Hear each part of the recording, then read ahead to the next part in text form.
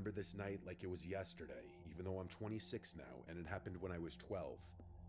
My parents left me home with my 18-year-old brother Zach for the night, and at first I was excited because it was just me in the big house, which felt like huge freedom at the time.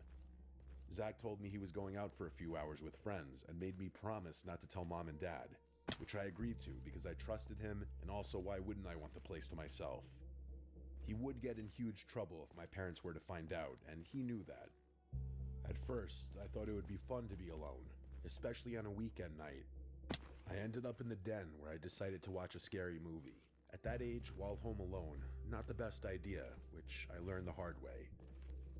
I had never been home alone for this long before, especially at night, and honestly, halfway through the movie, I started getting scared. Not entirely because of the movie itself, but because of the way the house sounded. The random creaks in the floor, the wind brushing against the windows, even the fridge clicking on periodically. Every time the movie made a loud sound, I would flinch, and I would look over my shoulder to behind the couch to the half flight of stairs that led to the main floor, expecting to see someone there. Eventually, I couldn't take it anymore, and I didn't know why I was subjecting myself to scaring the crap out of myself. I turned off the TV and ran upstairs to my room like a scared little kid running from imaginary demons that follow you the second you turn off the lights. When I got to my room, I went into the bathroom that connected both to my room and my parents' bedroom, where I brushed my teeth as fast as I could and tried to calm down. After that, I went into my room to play Call of Duty Zombies on my Xbox 360, thinking it would make me a little less scared. I played for a few hours, losing track of time and focusing on the game. Eventually, my team and I died on zombies, and I got frustrated. I decided it was late and I should go to sleep though. Not long after that point, I felt the vibration of the front door closing, and I assumed it was Zach coming back. I lay there awake, listening to the sounds of my brother moving around downstairs. Which was odd, because usually when he'd get home, he'd go right upstairs to his room. But there were weird sounds coming from downstairs for too long, where it started getting unusual. They were subtle, little footsteps or indescribable thumps and thuds. I felt my stomach start churning a little. That stupid idea to watch that scary movie was really getting to me. I got up and went to the window to look outside, expecting to see Zach's car in the driveway where he usually parked, but it wasn't there. That's when the real panic set in. I had no cell phone at the time, I was only 12, so I had no way to contact my parents or Zach without leaving the bedroom and going to one of the house phones, which felt impossible at that moment. I quietly tiptoed to my bedroom door to confirm that it was locked, knowing that the lock could be unlocked from the other side with just a fingernail. I knew that if someone wanted to get in, they easily could. I looked around and decided the only safe place to hide was the small crawl-in closet built into the wall of my room. I squeezed inside, shut the door carefully from the inside, and tried to calm myself as I listened. It was at this point that I vividly remember hoping that I was just being overly paranoid and that it actually was Zach. Maybe he parked on the side of the house instead. Seconds later, I heard someone fumbling with the door, trying to get in. And then moments later, the door opened. The person was inside my room, and I had no idea who it was or what they wanted. I stayed completely still, listening to footsteps moving around my room, feeling the floorboards creak beneath the weight of someone walking, and hearing things being moved and shifted around. Every second felt like an eternity. I was terrified that the closet door could open at any second and I could be dead.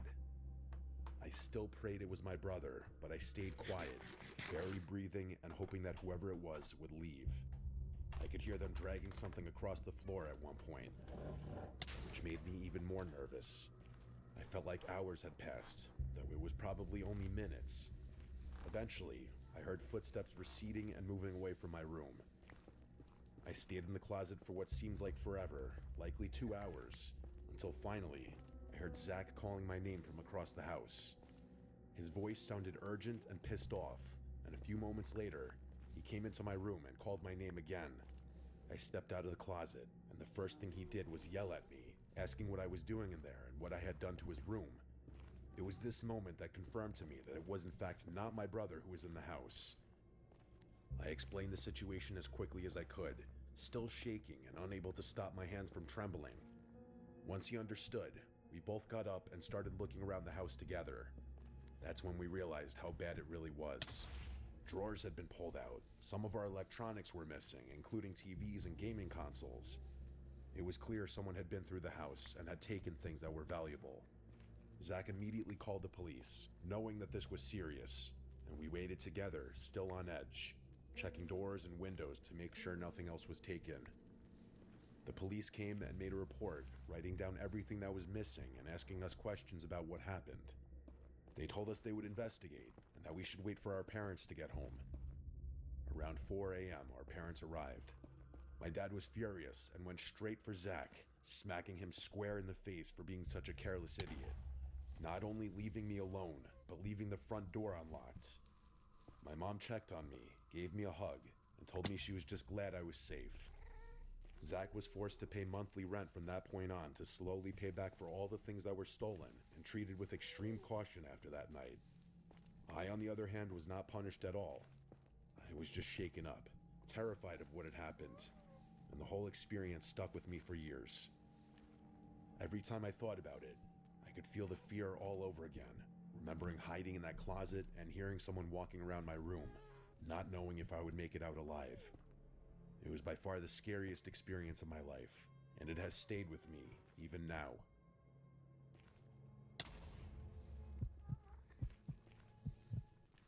The McDonald's snack wrap is back. You brought it back. Ranch snack wrap. Spicy snack wrap. You broke the internet for a snack. Snack wrap is back. Ba-da-ba-ba-ba.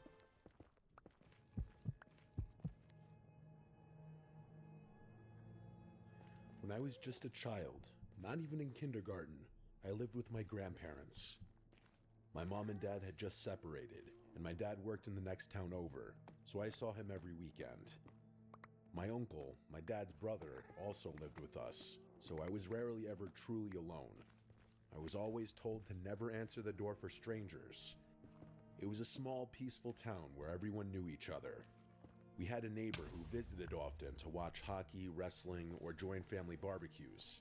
I'll call him David. He was friendly with both my grandpa and my uncle. He often drank beers with my uncle and helped my grandpa with yard work or truck repairs. If my grandpa came home with a moose from hunting, he and David would haul it into the shed together. One night, I was briefly left home alone. My grandma was at bingo and had called for a pickup. My grandpa told me he was going to get her and asked if I wanted to come. I refused because I was watching cartoons. He reminded me not to open the door for strangers, then he left. As soon as I saw the truck pull away, the house got quiet. Only a few minutes later, someone knocked at the door. I ran up and asked aloud who it was, and I just heard David's familiar voice identifying himself. I told him that my grandparents weren't home, and he replied that he had just seen my grandpa leaving.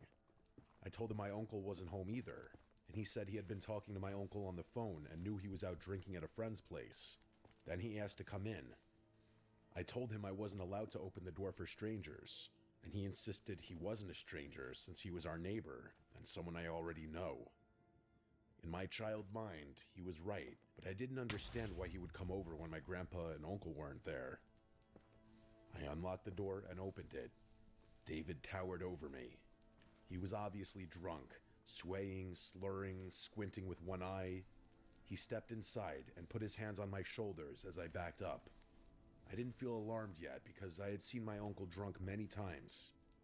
I told him he could wait in the kitchen while I went back to watch TV, but he would not let go of my shoulders. I tried to pull his hands off of me, but couldn't. His voice changed, filled with anger, and he said things that frightened me, though I can't remember the exact words now, only the fear that they put in me. He dragged me into the kitchen and grabbed a large knife. He pressed the tip against my belly and asked if I wanted to be stabbed. When I cried, he told me to quiet down or he would cut my tongue or slit my throat. He dragged the dull side of the blade across my throat to show he was serious. Then I heard my grandparents' truck pulling in. Car doors closed outside. Relief flooded me, and I was about to scream for help, but David clamped his hand over my mouth. He turned us both toward the doorway just as my grandma entered, Her smile vanished when she saw him holding me with a knife. She screamed for my grandpa to get inside immediately. My grandpa rushed in, yelling in shock and fury as he demanded to know what was happening. He took one look at David holding me hostage and charged forward, shouting at David with pure rage. David shoved me to the floor. My grandma rushed over, grabbed me tightly, and blocked me from seeing what was happening while telling me I was safe. I could still hear the struggle. Eventually, my grandpa overpowered him. When I finally looked up, my grandpa was shoving David out the door, yelling at him to never come back, and then slamming the door. As I grew up, I realized David had waited deliberately. He must have known my uncle wasn't home and that my grandma was at bingo. He had seen my grandpa leave. That was his moment. I was too young to understand his intentions. Years later, after my grandpa's funeral, when I was sitting with my grandma discussing memories, I brought up that night and how heroic grandpa had been. She looked uneasy. She said it was truly a terrifying night. She asked if I remembered that my grandpa went out hunting that same night. I faintly remembered him leaving, even though hunting at night wasn't something he usually did unless it involved camping. When I asked why he left, she claimed she didn't remember much. It got me thinking. They never called the cops to press charges on him, and I never saw him again after that night. My grandpa was respected in the community. He was friends with, as well as went to the same church as some police officers, and was known to be a good hunter. No one would ever question if they saw a bloody tarp in the back of his truck, and he was driving out of town late at night.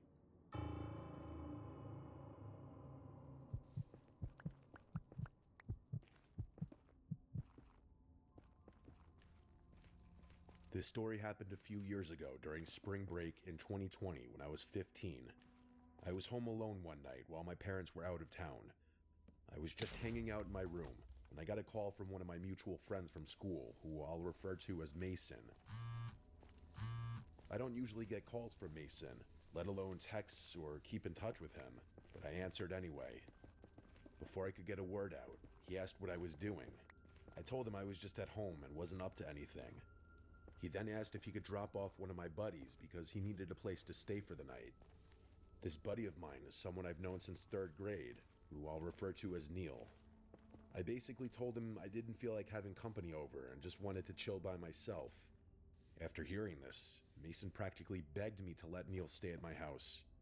I could sense desperation in his voice as he pleaded with me to let him drop Neil off. Adobe Creative Cloud is designed to be almost like a playground. I was still reluctant at first, but then Mason told me he'd let me use his weed pen if I let him drop off Neil. After he said that, I caved and told him they could pull up. Looking back, I realized how dumb I was to let something like that persuade me, considering what happened next, but I was a stupid pothead at the time, so what can you do? Neil has always been very outgoing, almost with zero filter, and he doesn't care what others think about him.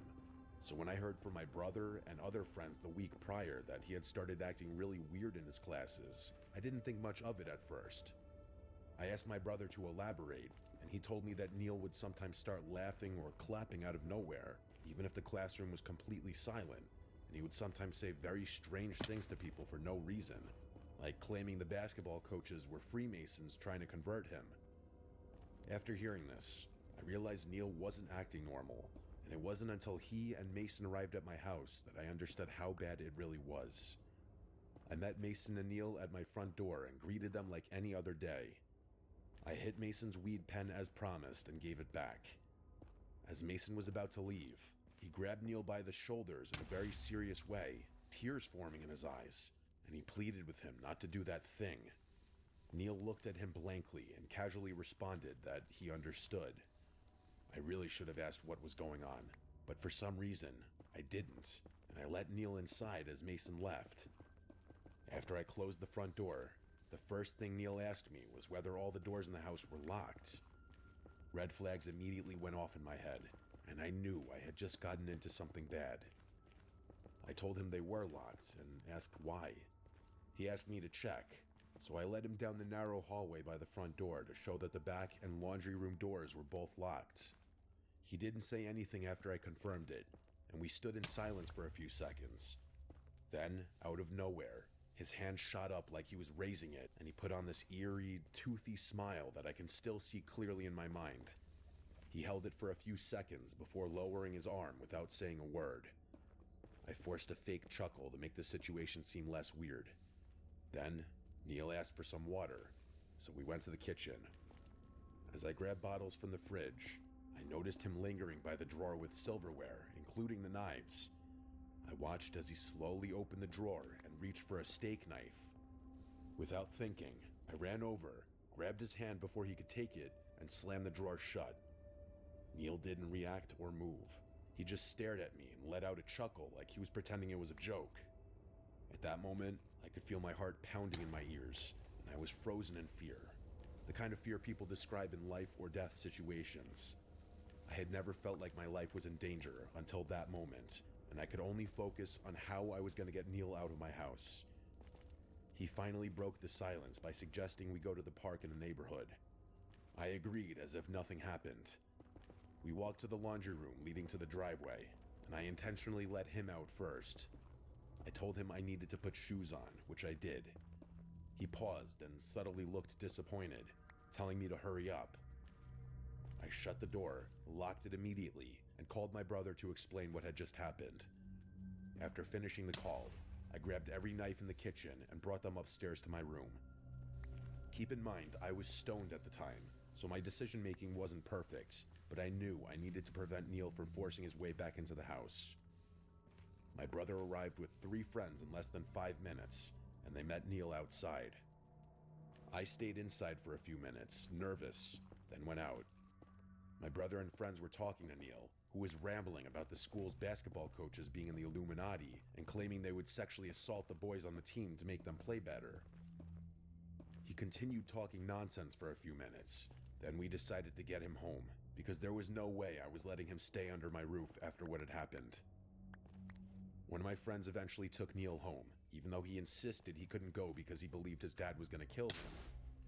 After all of this, I called Mason to ask what Neil had said to him that made him act that way, and Mason explained that during the car ride, Neil had been reading a manifesto claiming he needed to kill himself or someone else to prevent his dad from trying to kill him.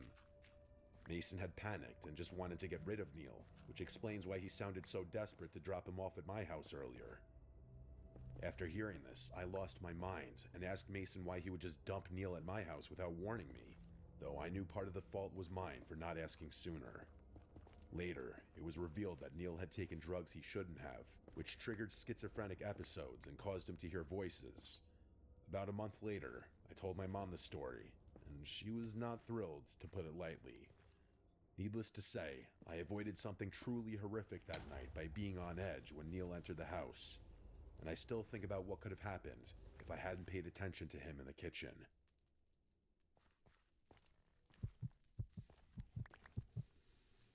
You filming? Yep. I'll post it. Try rolling.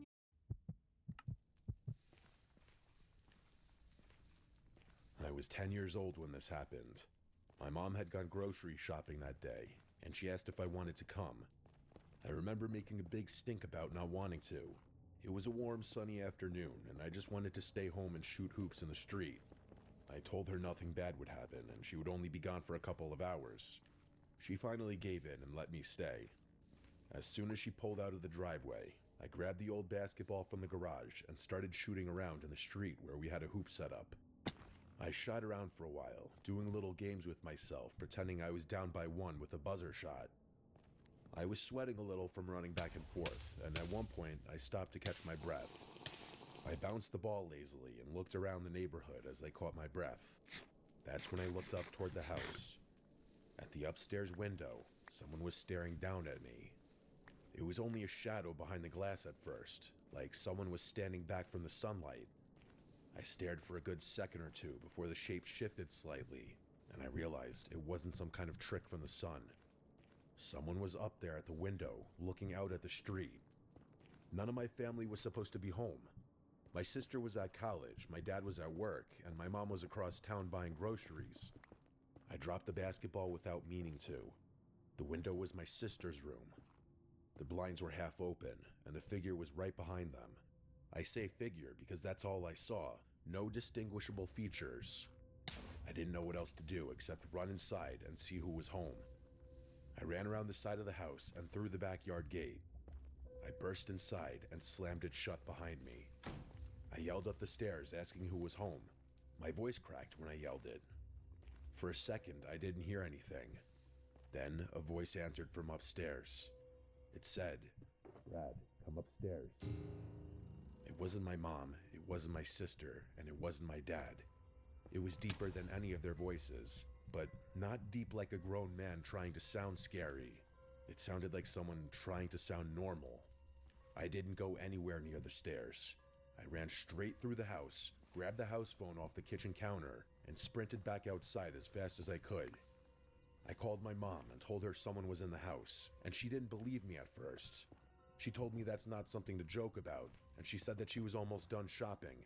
But I started basically crying into the phone, telling her I wasn't joking, telling her I heard someone call my name from inside, and they're at the upstairs window. She finally believed me when I started sobbing and begging her to come home. She said she was leaving the store right now. After she hung up, she must have called the police, because a cop car pulled up at the same time my mom's car turned into the driveway. She ran to me, asking where I saw the person. I pointed to the upstairs window. The police went in first. My mom followed them inside after a minute or two. I waited out front. I didn't want to go back in there. For 10 minutes, I just stood there, staring at the upstairs window. No one appeared at it again. Eventually, one of those officers came out and told me it was safe to come inside. I went in and pointed upstairs to the room where I saw the man. They checked the closets, under the bed, behind the dresser. They even checked the attic. They checked every room in the house. They didn't find anyone or anything. After the police left, my mom started acting doubtful again. She said she believed me, but I could tell she didn't fully. She said if she found out I was messing around, I'd be punished for scaring her and wasting the police's time. I kept telling her I wasn't lying. She kept saying she knew, but her voice said something else. That night, I had trouble falling asleep. I kept thinking about the voice and that shadow behind the blinds. But eventually, I got tired enough to drift off. I don't know what time it was when I woke up. It was still dark out, and at first I thought I woke up from a bad dream. But then I heard something in my room, just loud enough to wake me. I sat upright in my bed. My eyes were still adjusting to the dark, but I could see the outlines of my room. I could see my dresser, my closet door cracked open, my shelves, and across the room, not far from my bed, I saw something else. An unfamiliar shape. A tall, dark shape, standing completely still. For a second, I thought I was imagining it, but then the slightest movement made me realize what it was. It was a person, a full-grown person standing in my bedroom. I didn't even have time to breathe. I just screamed, a loud, broken scream that tore out of my throat. As soon as I screamed, the figure moved, fast. It darted across my room in 2 steps, grabbed my window, slid it open, and jumped out. I heard the man's feet land on the small awning below the window. My parents burst into the room as soon as I screamed. My dad ran straight to the window and looked out. Then he ran downstairs and out the back door to try to find whoever it was. I'm fairly certain he ran out there barefoot. He came back a few minutes later out of breath. He kept shaking his head and saying he didn't see anyone. They called the police again, but that time it was mostly just to file another incident report and for the cops to scout the area. We don't know how long he was in the house.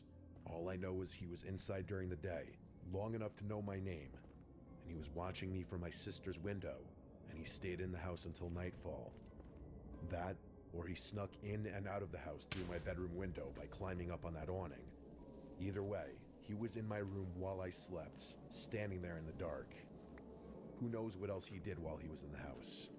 That's the scariest part.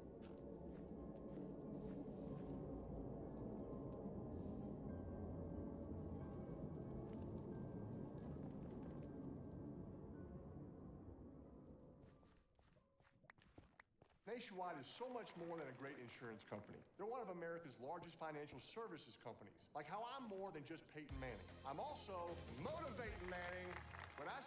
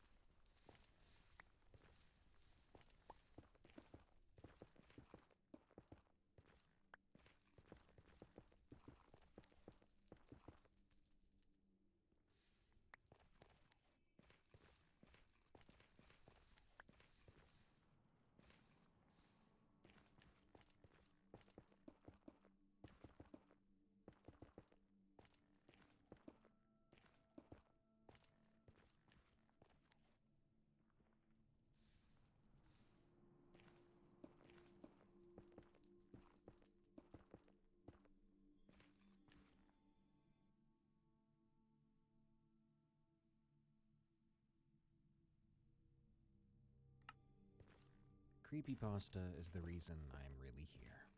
Darkness Prevails or EerieCast would not be here without the good and the bad creepypasta from the old days. The Rake, Mr. Widemouth, even Jeff the Killer. My love for horror and writing blossomed like a corpse flower back in those days, and one of my most popular videos is actually a collection of my own writings. So today, I'm excited to share with you a terrifying new creepypasta from my depraved mind. It's a change from the typical allegedly true stuff, so I do hope you are at least entertained.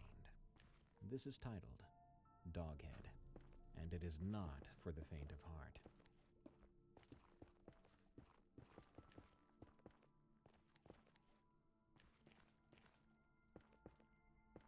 The smell still clung to me. That was the worst part. The stench of burning fur and rotted wood followed me down the dark corridors of my dreams, where Doghead floats in a haze of embers. Even now, with the memory spread out like an oil slick across my brain, I can't sleep without tasting ash in the back of my throat. This thing that latched onto me, onto us, has a breath all its own. Every time I close my eyes, I see the plaque's warped edges smoldering in the barrel, and in those half-dream states, I feel something behind me, pressing close, its breath a wet rasp. We'd been on the road for days. I was the one who needed it, the spontaneous cross-country exorcism of heartbreak. Bryce liked to pretend he was along for the ride, just to keep me sane. But I caught the occasional flicker in his eyes that said he was having fun. He was the only one who could coax a real laugh out of me after my ex-husband's betrayal. And then there was his smile. God, that smile. It had a warmth to it that always eased the knot in my chest, even if I pretended otherwise.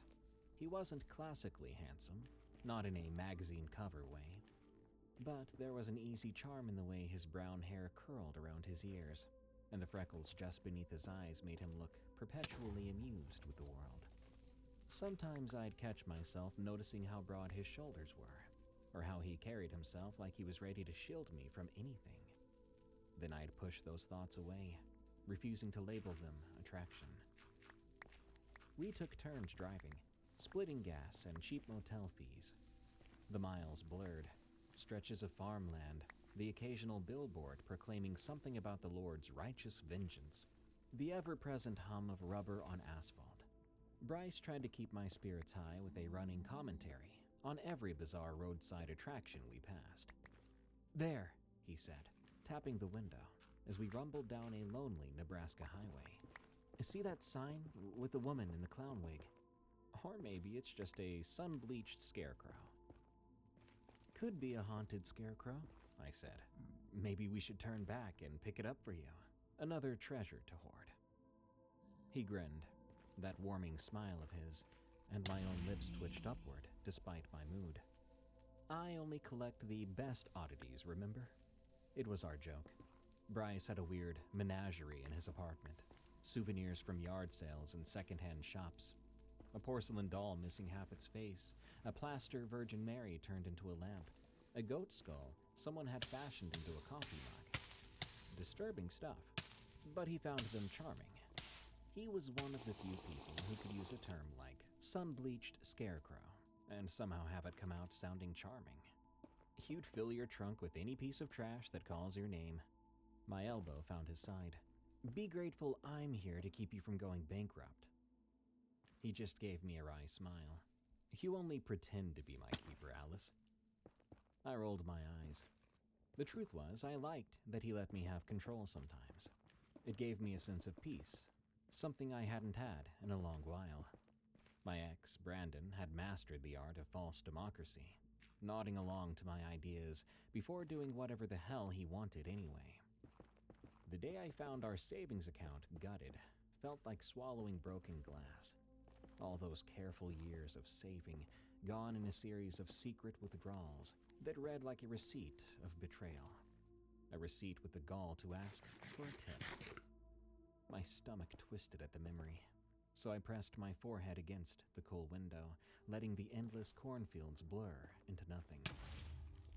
A battered billboard caught our attention. The words, "Wolf's Curiosities," had nearly peeled off with age, and the sign pointed down a narrow, muddy track that disappeared into tall grass.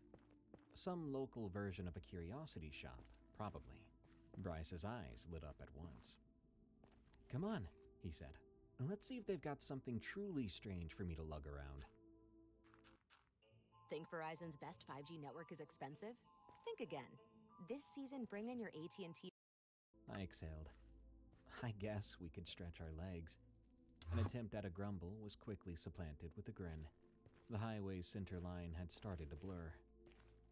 He turned the car onto the track, which led to a rickety shack balanced precariously on a slight rise. The sign outside was an exact match to the billboard's sun-bleached letters. Wolf's Curiosities. The building looked ready to collapse. Rotting beams, a sagging porch. A large bell hung above the door, caked in rust. "Are we sure it's open?" I peered through the darkened windows. Bryce shrugged, still wearing that grin. "Only one way to find out." The way his mouth curved upward. Sometimes I wondered if he knew how much it disarmed me. We got out of the car, and immediately the wind whipped up dust and something vaguely chemical-smelling, like cheap perfume gone rancid. As we stepped onto the porch, one of the boards creaked so loudly, I thought it would snap. Bryce tested the door. To my surprise, it opened with a dull clang of a bell, still functional despite the rust. Watching him enter was the equivalent of a child stepping into an amusement park. He lived for the hunt of oddities, for the quest to find that next eerie conversation piece. I suppose it was one of the things I found appealing about him, even if I didn't experience the same joy he did over the items he collected. Inside, the smell changed, a swirl of perfume, dust, and a faint whiff of decay. The cramped space was cluttered with old dolls and chipped porcelain statues, worn knickknacks and battered furniture. Bits of everything and nothing. A mirror near the entrance had a gold frame, peeling in large flakes. I caught my own reflection. There were dark circles under my eyes, eyes that were once bright. My hair needed a trim, and I seemed leaner than last I looked. I turned away. Bryce was already poking through the shelves. "Oh, look at this!" He lifted a tarnished wind-up monkey with symbols for hands. One of its glass eyes was missing. "I'm in love." "You have a warped definition of love, you know that?" I nudged the broken monkey with a finger. "Let's see if there's a proprietor around before you steal that thing." That was when I saw the dog's head. It hung on the far wall, a taxidermy mount on a shield-shaped wooden plaque. The fur was the color of old rust, mottled in places with bare patches of darker hide. The muzzle was slightly parted, as if panting. At first, I thought the eyes were made of cheap glass, but when I stepped closer, I realized they looked wet, reflective in a way that made my stomach clench. An odd static skittered up the base of my neck. I let my gaze wander over the details. Those stiff whiskers, the tip of one ear chipped away to reveal something pale beneath. Had the ear been broken, or was it just worn out with time? The longer I looked, the more my stomach soured. "Alice!" I jumped at Bryce's sudden near whisper. "I'm not the only one seeing that, right?" He stepped beside me. I noticed his shoulders were tense. "It's wrong," I said quietly. "Something about it." For a heartbeat, I almost expected it to blink. A moment later, we heard shuffling footsteps from the back, and an older man emerged. He wore suspenders and a stained shirt, carrying a box of dusty trinkets. His narrow face was deeply lined, hair slicked to one side in a stringy mass. He paused when he saw us, then gave a small, stiff nod. "Afternoon," Bryce said politely, though it was probably creeping into late evening by now. The man said nothing, setting his box down on a warped desk, then slowly made his way to us. The thick smell of aged cologne followed. "You folks tourists?" he said in a raspy voice. "Something like that," Bryce replied. "We saw your sign off the highway. You've got quite a collection. Really interesting pieces." His voice was warm again. It suddenly felt easier to breathe. The man's gaze flicked to me, lingered for an uncomfortable moment, then settled on the dog's head behind us. He cleared his throat. "That's the proudest piece in here." I shivered. "Why a dog's head?" He shrugged. "Sometimes you get hold of an artifact that chooses you, not the other way around." His lips twitched. Almost a smile, but not quite. "Came into my possession under unusual circumstances." Bryce peered up at the plaque. "What kind of dog was it?" The man exhaled, fiddling with a loose thread on his sleeve. "Hard to say. A stray, maybe a crossbreed." Then he leaned forward. "You know, I could part with it. Been meaning to let it go." "How much?" Bryce asked, half joking. He often haggled for his bizarre finds, but I could tell something about this made him genuinely curious. $30, said the man, almost too quickly. "That's a bargain," Bryce joked, glancing my way. "Should we?" "No," I said, the word abrupt. It slipped out before I realized how curt I sounded. "I mean, that's not exactly a decoration I want to stare at in the back seat for hours." But Bryce was intrigued. I could see the gears turning, the collector in him practically salivating. "It's definitely weird," he said, "and possibly haunted." "Hush," the shopkeeper muttered, then more quietly, "Careful who you bring into your home. Not everything's friendly." He refused to elaborate when Bryce pressed him for details. I wanted to know why he said who you bring into your home. But I stepped away. Bryce followed me with that sheepish, warming smile that usually made me forget whatever I was mad about. "Come on, it's $30. Worst case, we regret it and throw it away. But I know that you know you'd regret not snagging it for me more." "That's a straw man argument," I said, almost smiling despite a deep unease in my belly. The eyes on that dog looked too aware. "Bryce, I just don't like it." His expression softened. "I won't force it. But if it's okay, maybe we just keep it for a while. See if it's worth anything. You know I love messed up conversation pieces. If it's too creepy, I'll handle it. I promise."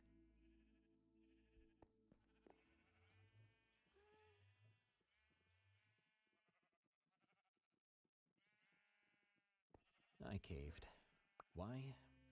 Part of me wondered if it was just to avoid a fight, or maybe because I sensed how important it was for him to keep me distracted. And maybe, deep down, I wanted to take something equally broken out of that shop. Something that mirrored how I felt.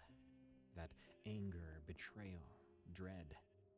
It was nonsense, but that's where my head was. So, Bryce paid the man. We carried the plaque off the wall and placed it carefully into the trunk, wrapping it in some old towels to keep it from rolling around. When I glanced at the mount one last time before shutting the lid, I noticed that the dog's eyes almost seemed to reflect my face, as if they wanted me to see myself in them. I closed the trunk quickly. The shopkeeper, pockets stuffed with the crumpled bills Bryce had handed him, mumbled something like, "Don't say I didn't warn you." He turned on his heel and went to the back. By the time we reached the door, he was gone, leaving us to find our way out. The musty shop felt colder than when we'd first arrived. Outside, the wind was picking up, blowing in dark clouds. The sun was shrinking as well, turning the horizon into a bruise of purple and orange. We climbed into the car and shut the doors in silence. Bryce started the engine, offered me a small, uncertain grin. "A score?" I didn't reply, just stared at the shack in the side mirror until it vanished behind a bend in the track. We drove on, dusk creeping across the sky. I sensed Bryce was holding back questions, so I broke the tension. Hey, do you remember that time, what was it, sophomore year? When you showed up at my door in the middle of the night because you'd fought with your parents. He glanced over, then returned his eyes to the road. Yeah, I was so mad I thought I was going to run away forever. But I ended up walking 6 blocks and realized I didn't have enough money for a bus. Or a plan. I smirked, though my heart squeezed a little at the memory. You told me you were fleeing tyranny or something dramatic like that. He grinned, his entire face brightening in that familiar way. It felt that way at the time. And you in your pajamas let me crash on your couch, remember? I remember my mom freaking out because there was a random teenage boy in the living room the next morning. Bryce laughed softly, the tension in the car loosening a bit. She was pretty pissed, but she never told my parents. I appreciated that. That's because she always thought of you as a weirdly responsible teenage boy. Joke's on her, I guess. Hey, he said, mock offended. I'm still fairly responsible. I flicked my gaze to the back seats, which, if nearly folded down, would reveal Doghead's plaque, wrapped in towels. Sure you are. He shook his head and snorted. You're one to talk, Miss Cross-Country Trip to escape my crap life. Despite myself, I laughed. It was a small moment, a reminder that we had years of shared memories. Some silly, some heartfelt. For a few precious seconds, I forgot about the dog's head in the trunk and the unsettled anger that gnawed at me. Bryce tried to lighten the mood further as we approached the nearest motel. He cracked jokes about how we were the dumb teens in a horror movie, the ones who pick up a cursed artifact and die first. I forced a laugh, my voice tight. I think he sensed it. He changed the subject to my ex, though he didn't say his name, then asked, You sure you're holding up okay? You've been quieter than usual. I drummed my fingers on the armrest. I'm just tired. It's been a lot these past few months. Moving out, getting lawyers, dividing up stuff. And now, apparently, babysitting a severed dog's head. He grimaced at that. Hey, look, if it makes you feel weird, we can toss it. I mean it. I shook my head. No, it's fine. I paused, then admitted.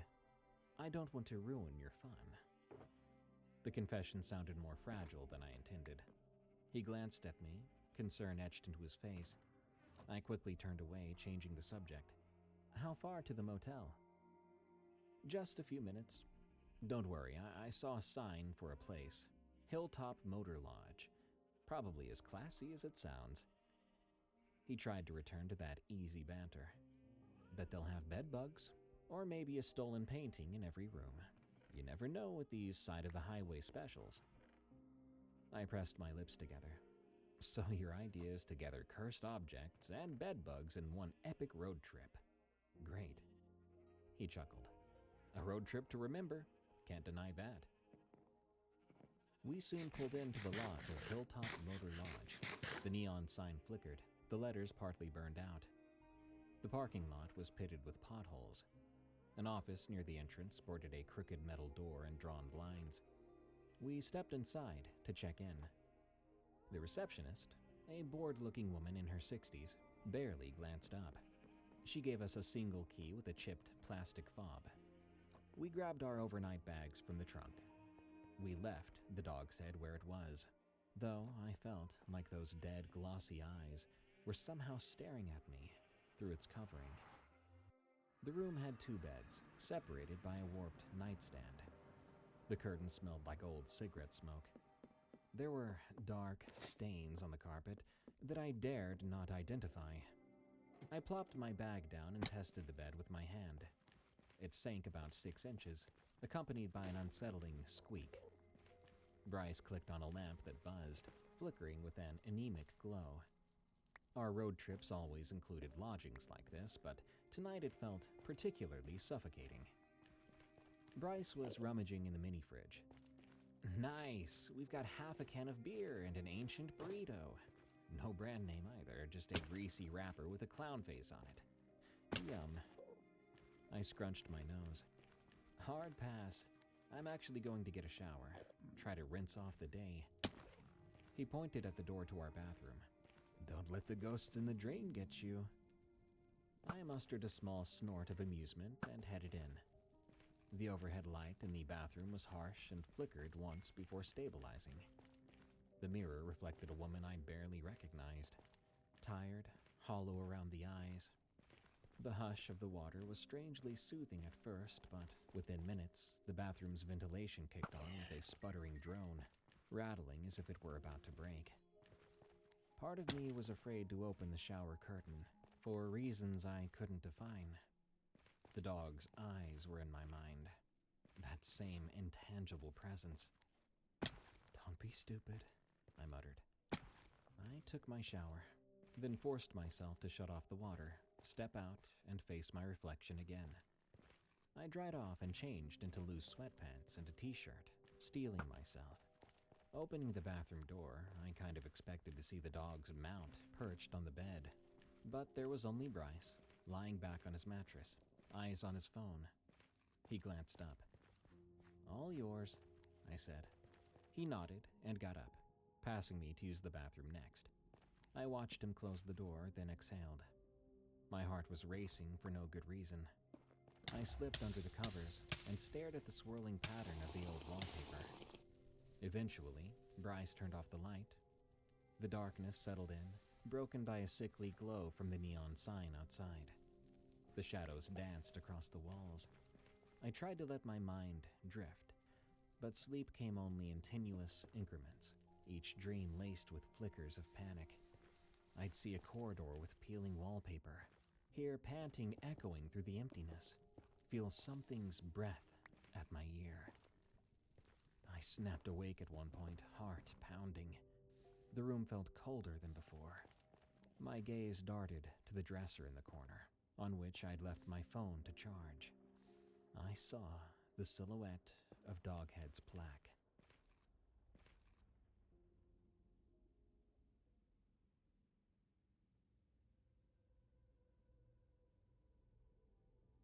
Then I realized that wasn't possible. Doghead was in the car, not in the room. My eyes adjusted, and I saw it was just the lamp, and a distorted shadow from a coat we'd thrown on a chair. I pressed a hand to my thudding chest.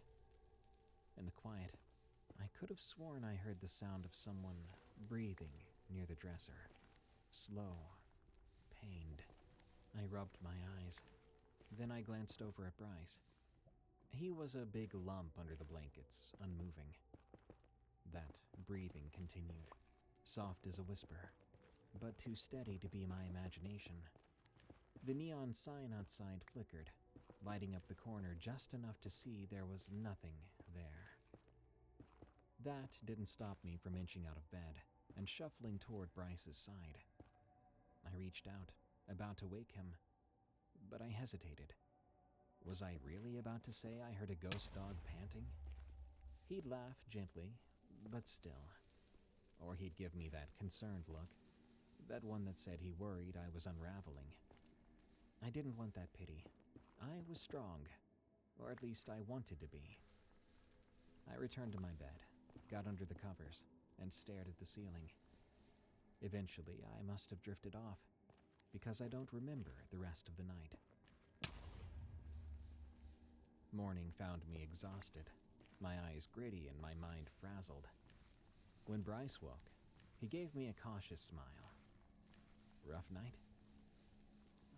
You could say that. I scrubbed my face with my hands. Did you hear anything weird? He cocked his head.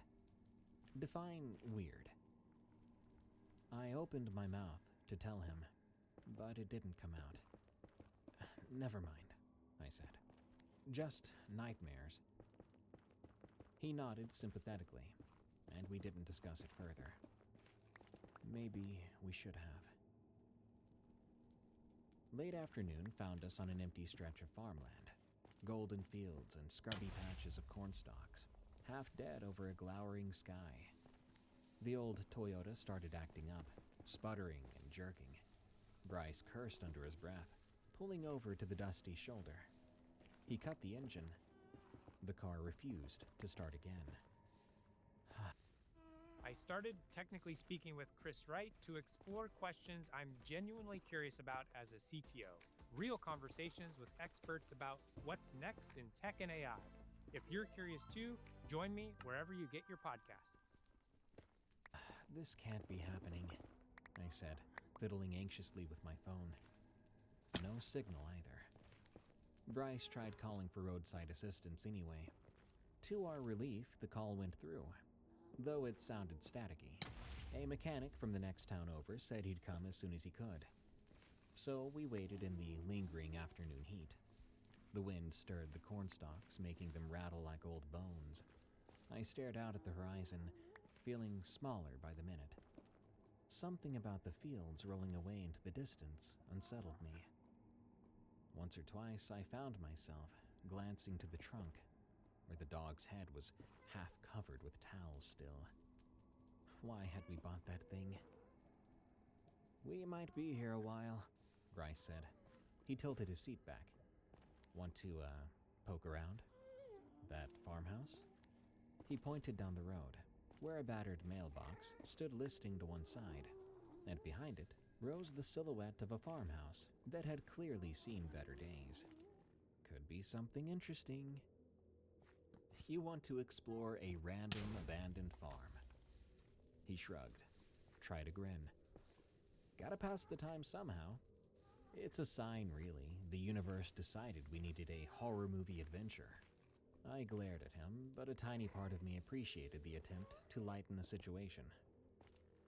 "Fine, but if we get chased off by some shotgun-wielding farmer, I'm blaming you." He popped the trunk to grab flashlights. Before we left, I faced him and said, "Bryce?" "Yeah?" I studied his expression, the genuine concern in his eyes, the reassuring set of his mouth.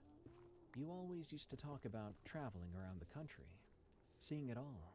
Back in high school, we'd dream of that, remember?" His smile broadened, that same warm curve that made my heart do a little twist. "We did, although I never thought it would be under these circumstances. Never pictured you having to, run from my past." I stared at the fields. "It's not exactly how I envisioned it either." He touched my shoulder gently. "We'll figure it out, Alice. Maybe in a weird way. This trip, cursed dog's head notwithstanding, will help you see that there's more to life than Brandon's screw-ups." My throat tightened. I wasn't sure if I was grateful or embarrassed. "Yeah," I whispered. He paused, then patted my arm. "Now, let's go not get murdered in a creepy farmhouse." I exhaled a shaky laugh, and we left the car where it was. The farmhouse was in worse condition up close. The front porch sagged in the middle, and the windows were boarded up. The paint had peeled so thoroughly, the wood looked flayed. An old, twisted tree stood in the yard, its limbs bare of leaves. Wind rustled through the grass, and the evening light made everything seem slightly surreal. "Creepy enough?" Bryce asked, flashing me that signature smile again, as if that alone could banish any lurking shadows. He was wearing that same look I'd seen on him yesterday, when we stepped into that shop, right before he purchased Dog's Head for $30. I gave him a mock salute. "Lead the way, Captain Curiosity." He gingerly tested the steps. They groaned but held. The door was partially ajar, so we slipped inside. The stench of mold hit like a slap. Something else, too, a faint odor of animal musk. Light filtered through cracks in the boarded windows, illuminating swirls of dust motes. The remains of furniture, an overturned couch, a battered table, were all scattered in the front room. Sections of the wallpaper had rotted off the walls. "You happy, you maniac?" I whispered, although there was no real need to whisper. "This place could collapse on us." Bryce just walked slowly, shining his flashlight even though there was enough weak daylight to see. I always wanted to explore a haunted house. You and your taste in weird, I muttered. We reached a narrow hallway. The floor felt spongy in places. At the end was a door that gaped open to reveal rickety stairs leading down. A dank odor rose from the darkness, intensifying the smell of mold. My nose wrinkled. You're not going to... I began. Yep, he said, stepping onto the top stair. The board squeaked ominously. I sighed, following close behind, not wanting to wait alone. The steps descended into a small basement with a low ceiling. Wet patches stained the walls. It was even colder down here, the chill sinking into my bones.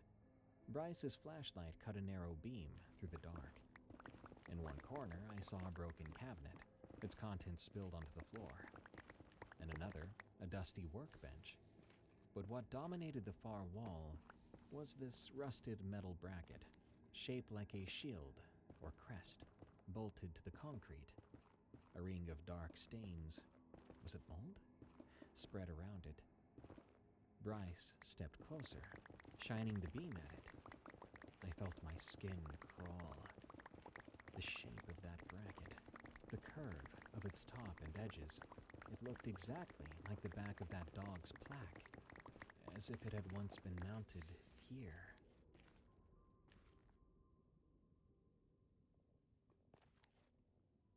Do you know Hobby Lobby has hundreds of incredible products on sale every single week? Just check out our weekly ad to discover unbelievable savings across the store and start shopping in-store or online at hobbylobby.com today. New York doesn't slow down for anyone. You know I love my i7 M70, but the BMW team hooked me up with something a little sportier. The 2 Grand Coupe moves like I do.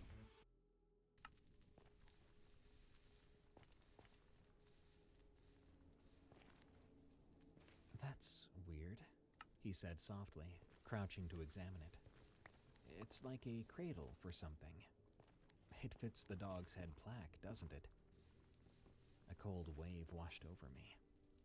There was no question, no guesswork. It was a perfect match. I took an involuntary step back. My flashlight flickered, and that damp dog breath smell intensified, as if the basement was breathing. Do you smell that? I whispered. Bryce's brow furrowed. He opened his mouth to reply, but the flashlight in his hand blinked out. We both froze. My chest tightened. All at once, I heard a faint scraping from somewhere behind us, like claws on concrete. I swung my flashlight wildly, illuminating only drab walls and lumps of debris. Let's go, I hissed. Yeah, Bryce agreed, voice taut. He fiddled with his flashlight, and it came back on with a flicker. We hurried back up the stairs. On the main floor, the wind outside rattled the broken windows, making me jump. We marched straight to the door and out onto the porch, my heart raking against my ribcage. I didn't look back. When we made it to the yard, Bryce's phone buzzed, startling us both. The mechanic. He'd be there soon. I shot the house one final glance. The porch seemed to slump, as though it was releasing a long-held breath. For a moment, I was worried we'd left footprints in the dust, some evidence that might provoke something. But then I shook the thought out of my head. We made our way back to the car. When we got there, Bryce unlocked the trunk and peeked in at his newest purchase, as if to make sure it was still there. I couldn't resist a peek, too. I saw the dog's head had shifted beneath the towels, exposing half its muzzle. I could see the curve of its lips, parted as if ready to snarl or pant. Something about it felt smug, like it had known all along what we'd find in that basement. We ended up in a tiny rental house next to a cornfield, while the mechanic worked on the car. Apparently, he needed a few days to get the right parts. His cousin offered the place for cheap, less than the motel, the man promised, and we were in no position to argue. The house was small, only a few rooms. It had electricity, running water, the basics. Old scuffs on the walls and floors hinted it had seen better times. Not the sort of place I'd choose for a vacation, but it would do. We put our bags in the living room, setting up makeshift sleeping arrangements. Bryce took the couch. I took a fold-out cot we'd found in a closet. My knees still ached. For a moment, I had stumbled in the farmhouse basement, and I could still feel it. The tension coiled inside me like a knot. Bryce got beers from a gas station down the road, trying to raise our morale. But as evening set in, I could see he was distracted, his gaze drifting toward the car outside. We had left Doghead in the trunk. Because he was having the car being worked on, he wanted to bring the Doghead inside. But one look at my face after that suggestion, well, let's just say he changed his mind and didn't argue. But I noticed him scratching at his neck periodically, as though something irritated him. Around 9, I looked up from my phone to see him staring out the window. The last streaks of purple twilight were fading. I caught a glimpse of his reflection in the glass, wide-eyed, lips parted. "Bryce?" I said quietly. "You okay?"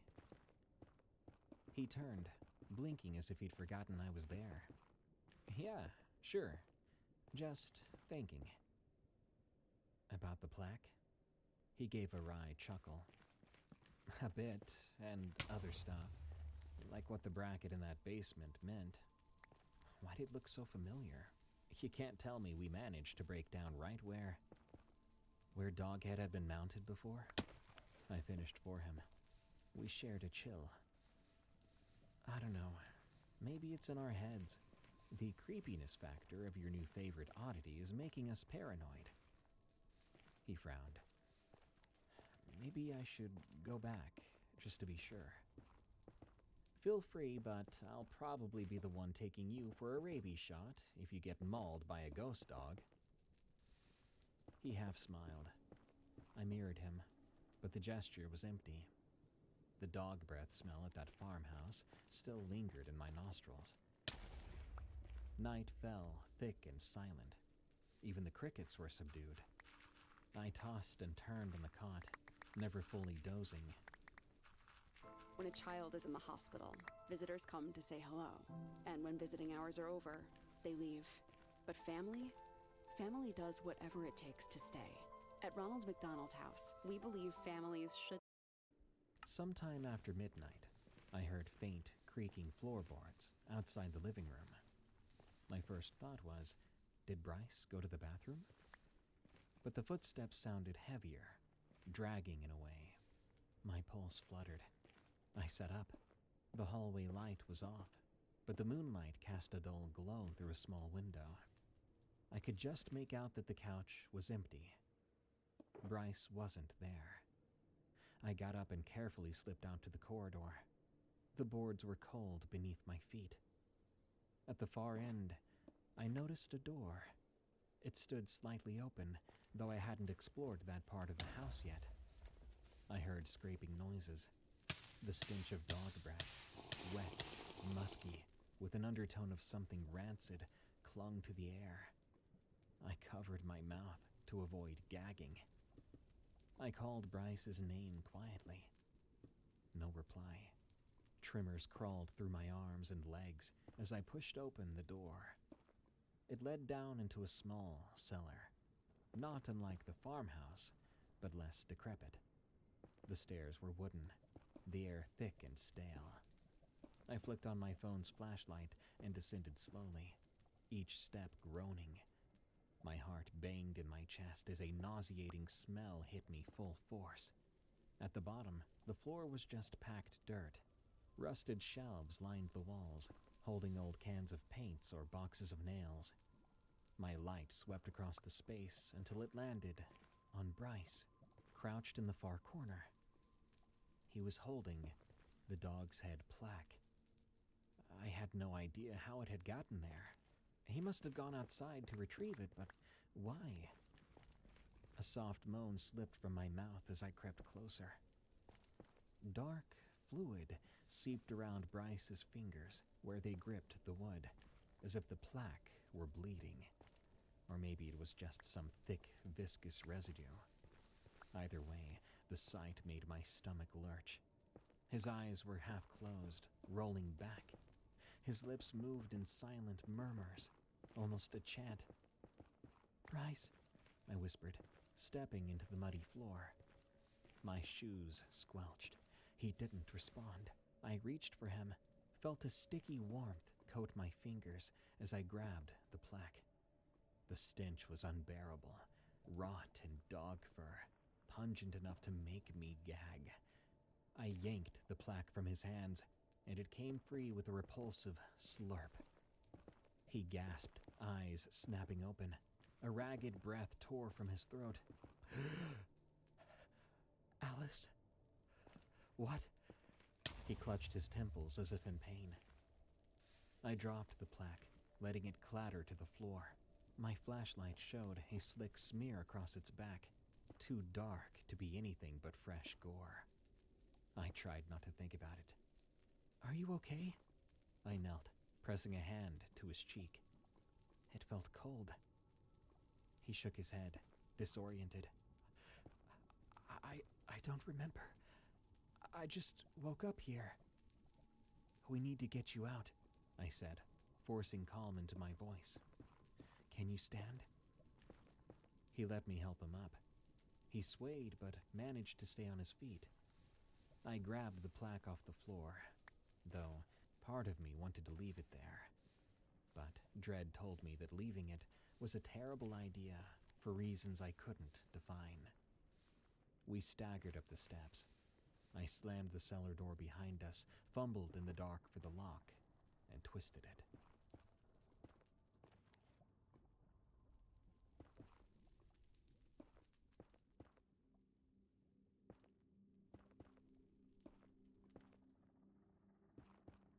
In the hallway, we both leaned against the wall, panting.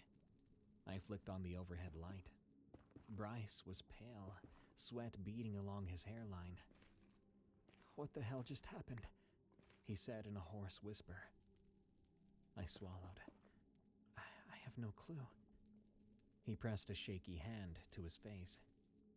I felt like it was calling me, somehow. I was dreaming. Maybe I was sleepwalking. I don't know. The next thing I knew, you were there, pulling me out of this fog. "That's it," I said, voice trembling. "We're burning it. Tonight. Right now." He nodded, eyes dark. "Yes." We hobbled outside, adrenaline fueling us. The yard was dimly lit by a half moon. The cornfield rustled in the breeze, whispering like 1,000 hushed voices. I felt dizzy, but I refused to slow. We searched for something to start a fire, finally finding a rusty metal barrel behind the shed. It smelled of old oil, but it would serve. We set the plaque inside, Doghead staring up at us with that awful parted muzzle. At that moment, I almost pictured it twisting into a grin that mocked Bryce's usual warm smile, a corruption of everything about him that had made me feel safe. Then we poured lighter fluid over it. Bryce's hands shook as he flicked the lighter. The moment the flame caught, the inside of the barrel lit up with a whoosh. A foul stench rose in a thick plume, burning hair and old rot. I gagged and stepped back. But we stayed there, shoulder to shoulder, until the flames reduced fur to char, the wood cracking and curling under the heat. The dog's features blackened, collapsing in on themselves. At one point, I swore I heard a low whine, but maybe that was just the wind through the barrel's open side. We endured it for as long as it took for the plaque to be consumed, leaving only ashes and some twisted remnants of nails. When it was done, I slumped to the ground. Bryce leaned against the side of the barrel, tears glistening in his eyes from the smoke, or maybe not. We both stared into the embers, breath coming in ragged pools. Eventually, he placed a lid over the barrel, smothering the last of the flames. I made sure the coals were doused with water from a rusted spigot. We stumbled back into the house, locked the doors, and sat there in the dim living room, not speaking for a long time. When the exhaustion finally overtook me, I fell asleep on the couch, cradled by the fear that maybe it wasn't truly over. Weeks slipped by in a haze. The mechanic fixed our car. We continued the trip, cutting it short and heading home faster than planned. I didn't argue about it. I wanted to get away from Nebraska, away from all of it. Bryce was quieter than usual, but we both pretended things were fine. We'd burned it. It was over. Back home in my cramped apartment, I tried to resume a normal routine. I looked for temp jobs, tried to get my finances in order after the divorce fiasco, even half-heartedly browsed online dating, though the thought made me sick. Sleep came and went in fragments. I'd go to bed exhausted but wake up even more drained. The nightmares persisted, each one bringing me back to that farmhouse basement. I'd see the bracket, the flaking concrete stained with some dark substance. Then the panting would start. My phone rang one night around midnight. I jolted awake, heart thudding. The caller ID read, Bryce. Hey, Bryce? I answered groggily, relief washing through me that maybe he couldn't sleep either and just wanted to talk.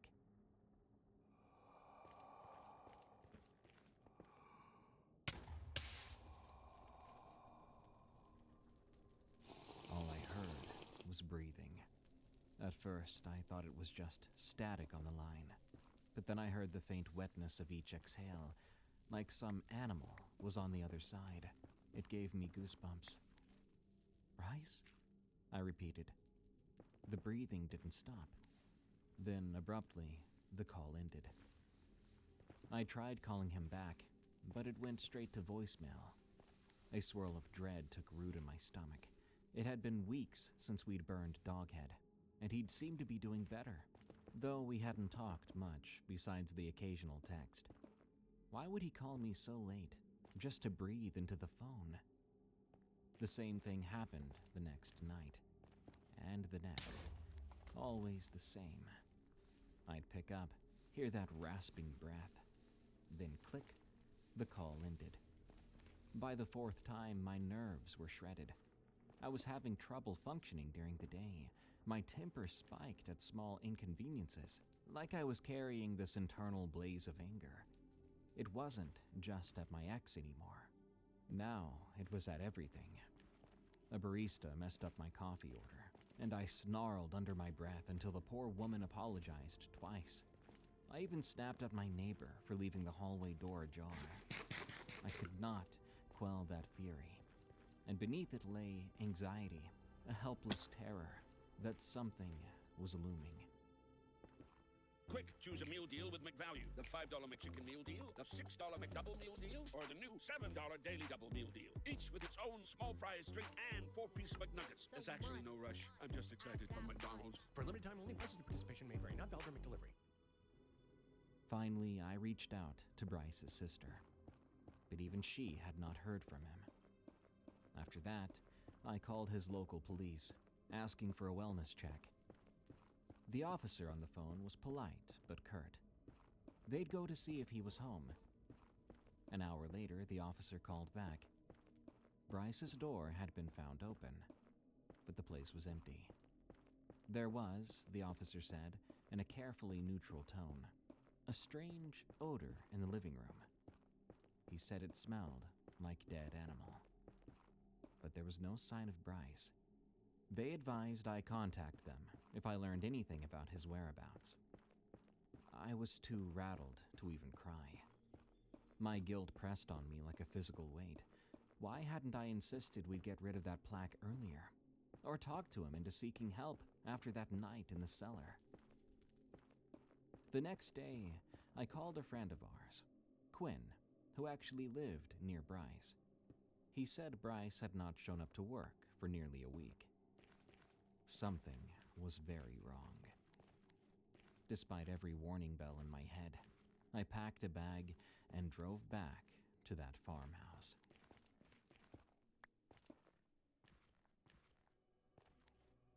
I think some part of me believed if I went there, I'd find a clue, or maybe I just needed to know. The drive stretched out before me like purgatory. My thoughts cycled between dread, anger, and a faint flicker of hope that maybe I'd find him safe. But I remembered the calls and the panting breath, those abrupt cutoffs, and that tiny hope shriveled. I arrived in the early afternoon. The sky was overcast, threatening rain.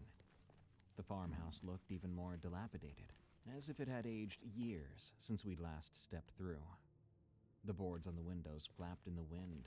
The porch sagged lower, the front door hanging off a single hinge. Inside, the floors were caked in dust and old mud. My footsteps stirred clouds.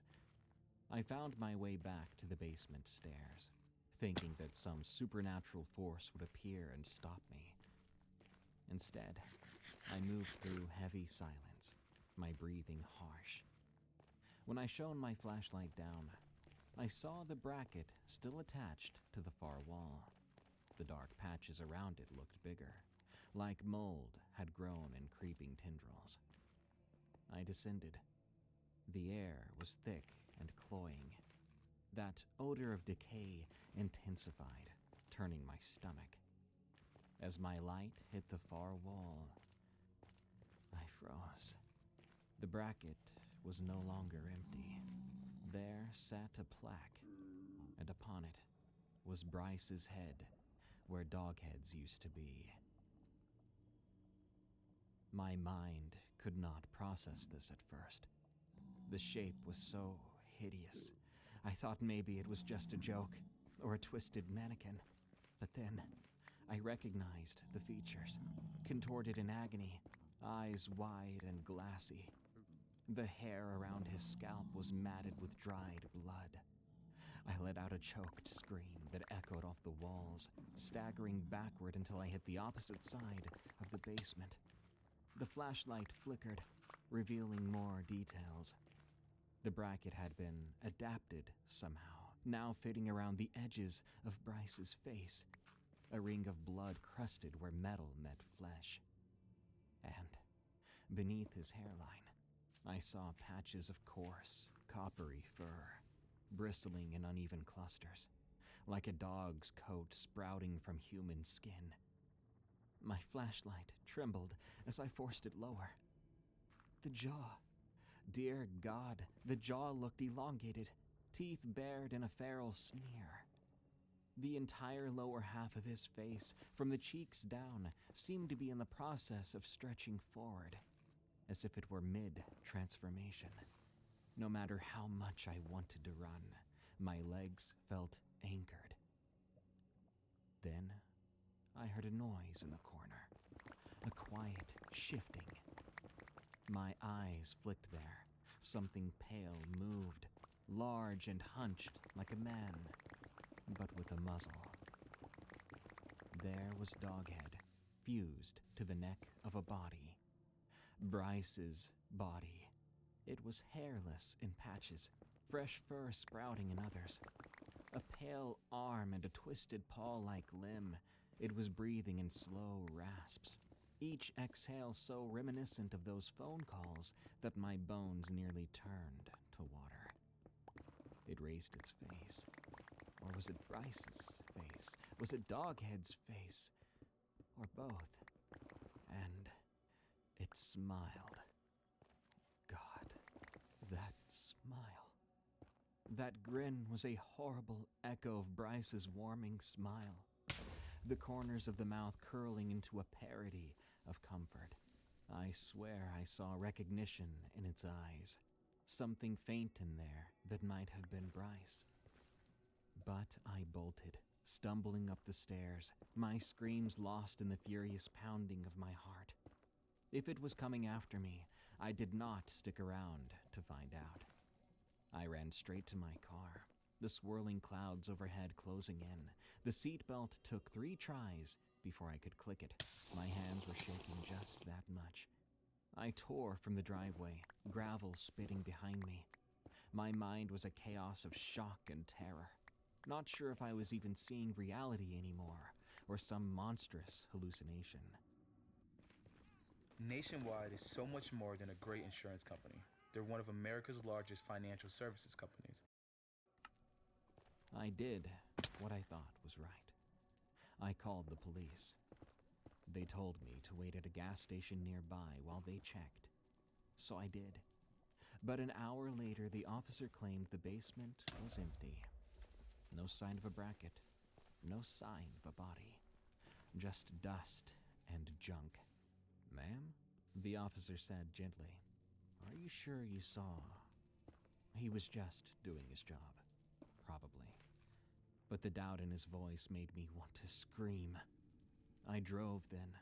I didn't know where. I just left, thoughts reeling with dread, confusion, and guilt. I drove until I found a decent motel and locked myself in a room, and I lay awake all night, replaying what I'd seen. My friend's severed head on the wall. Or was he really severed? I recalled that half-formed muzzle, the slow shift of muscle and fur. Something alive, and yet not. Eventually, I made my way home, though nothing felt like home anymore. Sometimes I'd pass a reflective surface and catch a glimpse of something that wasn't quite my face, like a muzzle forming, bridging my nose. Of course, it's just the corner of my eye, playing tricks, or so I tell myself. I have no proof of that either, and I have the sense that one night, maybe soon, I'm gonna wake up to find it standing at the foot of my bed, panting softly, copper-brown fur glistening in the darkness. The transformation incomplete, but unstoppable. Maybe it wants a new occupant, a new host. Maybe it just wants me. I still smell burning fur when I switch off the lights. And sometimes in the silence, I hear that sound again. The deep rasp of a dog's pant. It's close enough that I feel the exhalation on my neck. I flick on the lamp to reveal an empty room, but emptiness isn't comfort.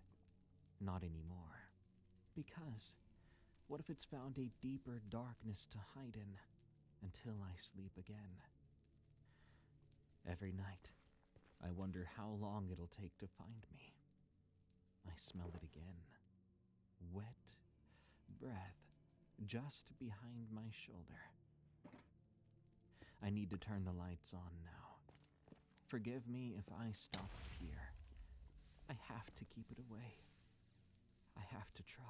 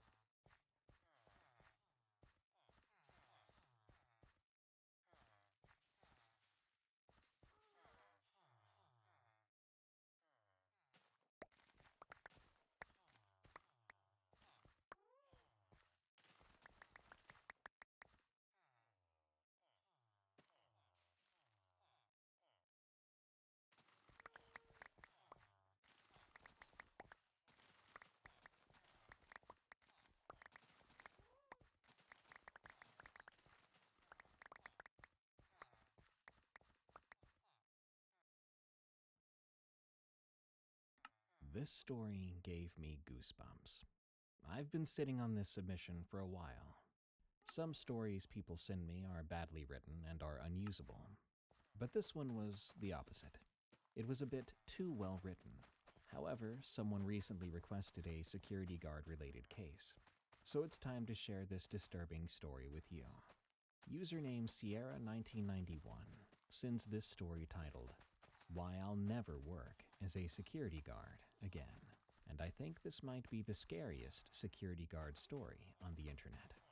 Whether it's true or not, I'll leave that up to you.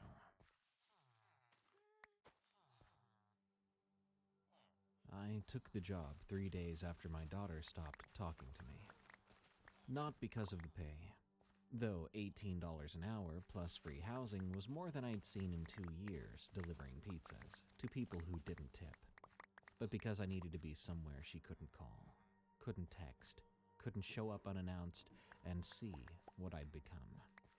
The ad said live-in security, isolated location, minimal supervision. That last part was what sold me. Isolated, alone. Exactly what I deserved. The facility didn't have a name anymore, or if it did, nobody used it, and no one told me. The property manager who hired me over the phone just called it the site. 40 acres of pine woods, 2 hours north of anything worth calling a town, wrapped around a complex of brutalist concrete buildings which had once housed troubled kids. Juvenile detention. The kind of place for kids whose parents had given up. It closed in 2003. Some scandal, the manager said, though he didn't elaborate and I didn't ask. My job was not to know its history. My job was to live there and make sure squatters didn't burn it down before the lawyers finished fighting over who got to demolish it. 4 patrols a night. 10 p.m., 1 a.m., 4 a.m., 6 a.m. Walk through all the buildings, check the doors, document anything unusual. The rest of the time was mine to do whatever the heck I wanted, as long as I stayed on property and stayed sober. The last part I told them I could do. We'd see. I moved in one evening when the light was already going thin and yellow through the pines. The property manager met me at the gate. A kid who was maybe 25 years old, really, who kept the engine running on his Honda like he couldn't wait to leave. He handed me a ring of keys, heavy enough to brain someone with, showing me which one opened the main admin building, and pointing toward a cluster of structures deeper in the woods. "Residential units are back there," he said. 3 of them, A, B, and C. Kitchen and cafeteria are in that long building right there. Your quarters are second floor of admin, just past the old offices. He paused. "You ever do security before?" "Yeah, in the private sector." I lied. I had done loss prevention at a Walmart once, before they fired me for showing up drunk. Close enough. Right. He didn't believe me, but I don't think he cared. Cell service is crap out here, but there is a landline in your quarters. Emergencies only. It goes straight to my boss. You got problems, you call. You got questions, well, you figure it out. He put the car in gear. "Patrols start at 10 tonight. Don't skip them. Someone checks the logs." Then he was gone, and I was alone.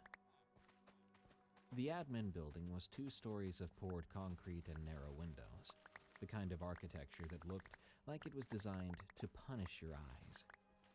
It punished the nose, too, because the inside smelled like mildew and old paper, the epitome of decay of abandoned institutions. I found the stairs, metal, echoey stairs, and climbed to the 2nd floor. My quarters were at the end of a hallway, lined with empty offices, their doors hanging open like mouths. The room wasn't too bad. Bedroom, bathroom, a kitchenette with a mini fridge and hot plate, and a desk by the window overlooking the woods. Someone had left bedding and plastic wrap on the mattress, and there was toilet paper in the bathroom, which was more consideration than I had expected. I dropped my duffel bag on the floor. Everything I owned fit in one bag now, and I sat on the edge of the bed. Quiet. Real quiet. The kind that presses on your ears until you hear blood moving in your head. I thought about calling Sierra, my daughter. I'd thought about it every day for 3 days, ever since she'd sent that text that said, "Please don't contact me anymore." Just that. Nothing else. Not even Dad. Just a period at the end, final as the grave. I left my phone in the bag. The first patrol started at 10 p.m., which meant I had 5 hours to get familiar with the place. I spent those hours walking the grounds in the last of the daylight, then into dusk, mapping the layout in my head. 3 residential units behind the admin building, arranged in a loose triangle around an overgrown courtyard. Each one was identical. Single story, concrete block construction, flat roof, small windows set high in the walls, reinforced with mesh that had rusted orange. I tried the doors, all locked. The keys were labeled A1, B1, C1. I picked C unit, closest to my quarters. Inside it was colder than it should have been, and very damp. The air had that closed-up smell, like a basement no one ever opened. The door let me into a day room. Institutional furniture bolted to the floor, a TV mounted behind scratched plexiglass, walls painted that specific shade of beige that's meant to be calming, but ends up being depressing. A hallway ran off from the day room, doors on both sides. 12 rooms total, according to the floor plan the manager had emailed me. Each one had a narrow bed frame, a desk, and a chair. Each one had a door with a small window at face height and a lock that opened from the outside only. I walked the hallway slowly, checking each room through its window. Empty. All of them. There were bed frames with bare springs, desks scarred with initials and profanity carved deep. In one room, someone had written, "I'm sorry," over and over, on the wall in pencil, the words getting smaller and more frantic until they disappeared into the corner. The last room was C7. I almost didn't check it, but something made me stop and look through the window. It was dark. Darker than the others somehow. I couldn't see the back wall. I moved on. At 10 p.m., I started the official patrol. Quarters to admin building, admin to residential units, check all 3, then cafeteria, then back. I carried a flashlight and a clipboard for notes. The rules were simple. Document everything, lock everything, and don't screw around. A unit and B unit were fine. Empty, quiet, smelled like must and old radiator heat. C unit still felt wrong. That coldness, that dampness. But I chalked that up to it being on the north side. It would have less sun there. Maybe that explained everything. I noted it anyway. C unit temperature significantly lower than other units. Possible HVAC issue. I then did the 1 a.m. patrol. Same routine. I was getting the rhythm of it now. The way the building settled and creaked. The particular echo of my footsteps on concrete. Normal sounds. Old building sounds. At 4 a.m., I was tired enough that I nearly skipped the patrol. But I thought about that phone call, someone checking logs, so I dragged myself through all 3 units again. Everything was quiet. Everything was still. 6 a.m. was easier. Dawn was starting to gray the windows, making everything feel less oppressive. I finished the patrol, went back to my quarters, and I slept until noon. The first night was done. Easy money. The second night, I started noticing small things. During the 1 a.m. patrol through C unit, I walked into the day room and stopped. One of the chairs, heavy molded plastic, the kind that takes 2 hands to move, had been pulled away from the table. Not by much, just a foot or so, but enough that I noticed. I stood there looking at it, trying to remember where it had been. Was it like that during the 10 p.m. check? I didn't think so. I'd walked right past that table. I would have noticed a chair out of place, wouldn't I? I pushed it back in, made sure it was flush with the table, and I continued the patrol. 4 a.m. I came back through. The chair was pulled out again. This time, it was facing the hallway, turned completely around, like someone had been sitting in it, watching the corridor, watching for me. I felt something cold move through my stomach. Then I got angry at myself for being spooked by a freaking chair. I'd probably knocked it myself, catching it with my hip or the clipboard when passing through. Sleep deprivation plays tricks on you. I pushed it back in harder this time, making sure it was tight against the table. 6 a.m. It was in the same place I'd left it. On that third night, though, the chair was out again at 4 a.m. And this time, one of the room doors was ajar. Room C7.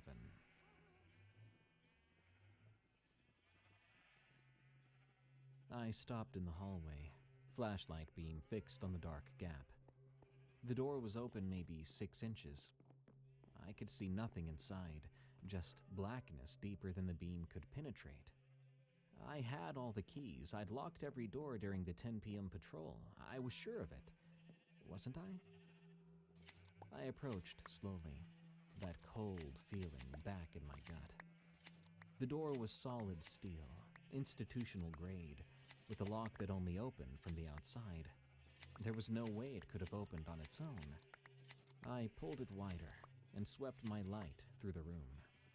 Empty bed frame, small desk, a chair, window high on the far wall, sealed and barred. Nothing else. No one. I pulled the door shut and locked it. Checked the handle twice, too. Solid. Secure. I made a note. C7 door lock may be faulty. 6 a.m. The door was open again. Just a crack.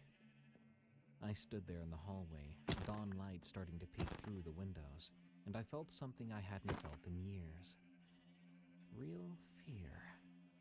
Not the kind that comes from knowing you've screwed up. I was used to that.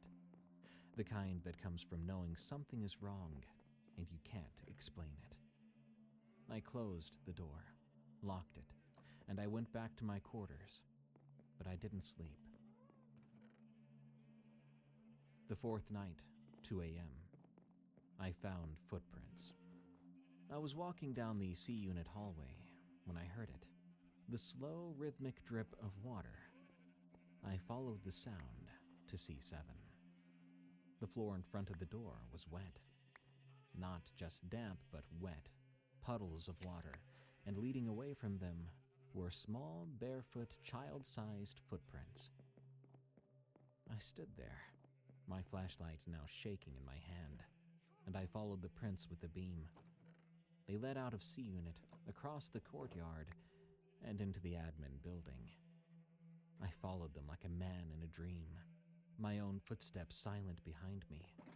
Through the lobby, up the metal stairs, still wet, still clear somehow, down the hallway past the empty offices. They stopped at my door. 2 small footprints, toes pointed toward my quarters, like someone had stood there, waiting and watching. I spun around, flashlight cutting through the darkness behind me. It was an empty hallway, nothing moving. When I looked back down, the footprints were beginning to evaporate. I watched them disappear, the water seeming to sink into the concrete, leaving it dry, like they had never been there. I checked every pipe, every ceiling, every possible source of water or leakage, but the building was dry. There were no leaks and no condensation, no explanation. I went back to my room, and I sat on the bed until my hands stopped shaking. Then I got the bottle I'd hidden in my bag. Just for emergencies, I told myself. and I took one drink. Just one. Just enough to stop the shaking. I only slept a little that night. Night 6, 4 a.m. patrol. The night everything changed. I'd been walking past the rooms in C Unit, doing the quick visual checks through each door's window. Just a sweep of the flashlight, confirming empty, moving on, routine and safe. C7. I stopped there. There was something in the corner. I pressed my face close to the small window, cupping my hands around my eyes. The flashlight beam was narrow, but I could see enough. A shape, human-sized, standing in the far corner facing the wall. Its shoulders were moving.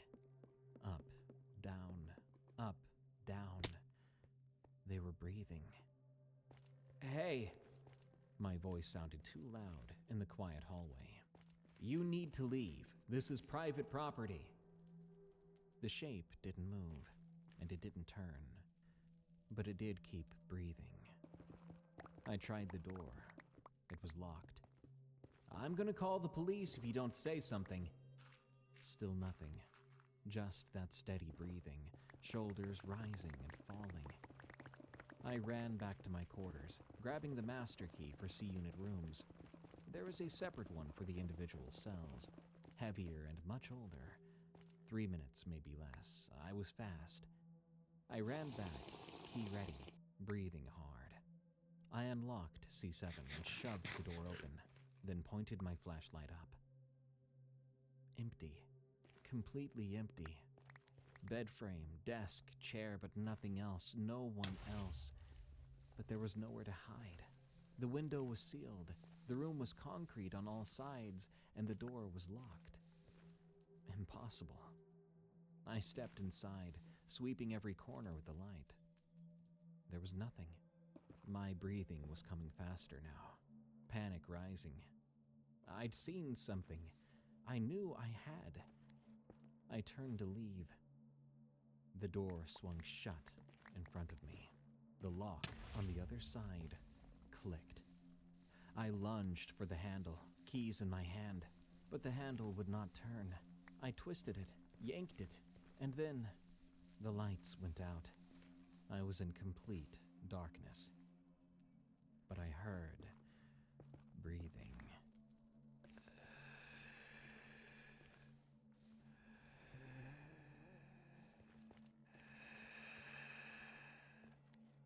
Right behind me, close enough to feel cold air on the back of my neck.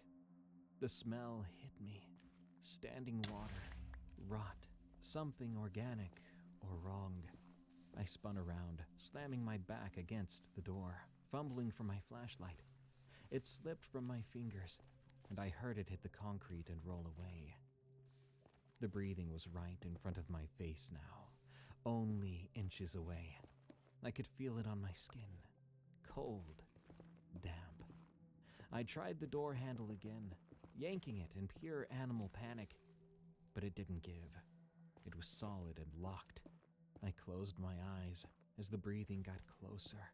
I knew that something was in front of me so close, it was only moments away from touching me. And just then, the door handle finally turned. I fell backward into the hallway, landing hard on my back. The lights came back on, flooding the corridor. I scrambled to my feet and looked back into C7. The door was wide open now, but the room was completely empty. And even though I had dropped my flashlight and heard it roll across the floor, there it was, perfectly in the center of C7, standing upright on its lens. I ran in, grabbed it, and ran away. I didn't stop until I was in my quarters with the door locked and every light on. I awoke at 3:30 a.m., not from an alarm or any kind of sound. I just opened my eyes in the dark and knew I was awake, the way you sometimes do. My bladder was full, though, and I needed to piss. I got up without thinking, half asleep, shuffling across the cold floor to the bathroom. I did my business, washed my hands. The water ran rust brown for a few seconds before finally clearing. It always did that. I barely noticed anymore. Then I shuffled back to the bedroom, pulling the covers back, getting in the bed, and lying down. The mattress was warm. That thought floated through my sleep-fogged brain without landing. I pulled the blankets up, rolling onto my side facing the wall. So you want to start a business. You might think you need a team of people and fancy tech skills, but you don't. You just need GoDaddy Arrow. I'm Walton Goggins, and as an actor, I'm an expert in looking like I know what I'm doing. And then, something got into bed behind me. I felt the mattress compress, felt weight settle against my back. I felt body heat. Someone had laid up against me. I froze. Every muscle in my body locked up. My breath stopped in my throat. I could feel it. Them pressing against my back, chest to spine, close enough that I could feel breathing, but the breath was so cold on the back of my neck.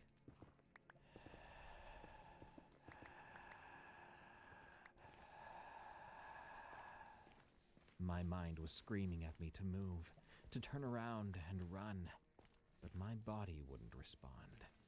I lay there, like a corpse, eyes wide open in the dark, feeling that cold breathing on my skin. What if I turned around? What if it grabbed me? What if turning around was what it wanted? What if... I forced myself to roll over, fast, all at once, like ripping off a bandage. And right there, behind me, was empty air, rumpled sheets, nothing. I lunged out of bed, hit the light switch. Every light in the room blazed on. The bed was empty, but the sheets on the other side were pulled back and folded down neatly, the way you do when you're getting into bed. And the pillow on that side had an impression in it, a head-shaped dent. I reached out, touched it, and it was still warm. I grabbed my jacket and left. I went down to the office on the first floor, and I spent the remainder of the night in a desk chair with the door locked, dozing in 20-minute increments, jerking awake every time my head dropped, sleeping fitfully through the next patrol. When morning came, I went back upstairs. The bed looked normal. The pillow was flat. I told myself I'd dreamt it, but I wasn't about to believe that. Night 10, 4 a.m. patrol. My flashlight was dying. The beam had gone from bright white to sickly yellow, dimming every few minutes before flickering back. I made a mental note to grab batteries from the supply closet, if I could find it, that is, and if it had batteries. I was halfway through C Unit when I heard a sound. It was coming from the cafeteria, metal on metal, like scraping. I stood in the hallway and listened. It didn't stop. It was steady and mechanical, like something spinning. I followed the sound. The cafeteria was a long room with tables bolted to the floor, and a serving line that looked like every institutional cafeteria I'd ever seen. Behind that, through double doors, was the kitchen. That's where the sound was coming from. I pushed through the doors. One of the industrial mixers was running. The big kind, waist high, with a bowl that could hold 10 gallons. The paddle inside was turning slowly, scraping the metal bowl with each rotation. Scrape, scrape, scrape. But the bowl was empty. I stood there with my dying flashlight, watching it spin. This wasn't possible. These machines had been unplugged for years, and I had not plugged anything back in. That mixer should have been dead metal, inert as a stone. I walked closer. There was the plug, still lying on the floor, disconnected. But the mixer kept turning. I reached for the manual shutoff, a big lever on the side, and that's when I heard footsteps behind me in the cafeteria. I spun around. Someone was standing in the doorway. Small, possibly a child, silhouetted against the dim green glow of the emergency exit light. They were watching me. "Hey, stop right there!" I called out. My voice came out too loud, too sharp. They didn't move or speak, so I took a step forward. I said... Suddenly, they took a step backward, into the dark part of the cafeteria. I could no longer see them. I ran through the kitchen doors, into the cafeteria, sweeping the flashlight through the dark. But all of it, every inch, was empty. There was no one there, even though there was nowhere to hide. When I looked back toward the kitchen, the mixer had inexplicably stopped. I went back over to the mixer, slowly. My heart felt weak, especially when I saw that there was something in the bowl now. Mud, dead leaves, and a piece of fabric. Institutional blue. Was it the color of the uniforms they'd used here? It was torn and stained dark with something that might have been rust. But I didn't touch it. I left it there and finished my patrol like a man going through the motions of being alive. And when I got back to my quarters, I threw up in the toilet until there was nothing left. Day 11.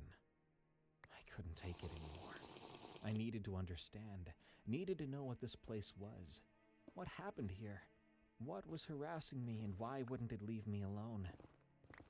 I spent the morning going through the admin offices, pulling open filing cabinets that stuck with rust, digging through water-damaged boxes. Most of it was worthless.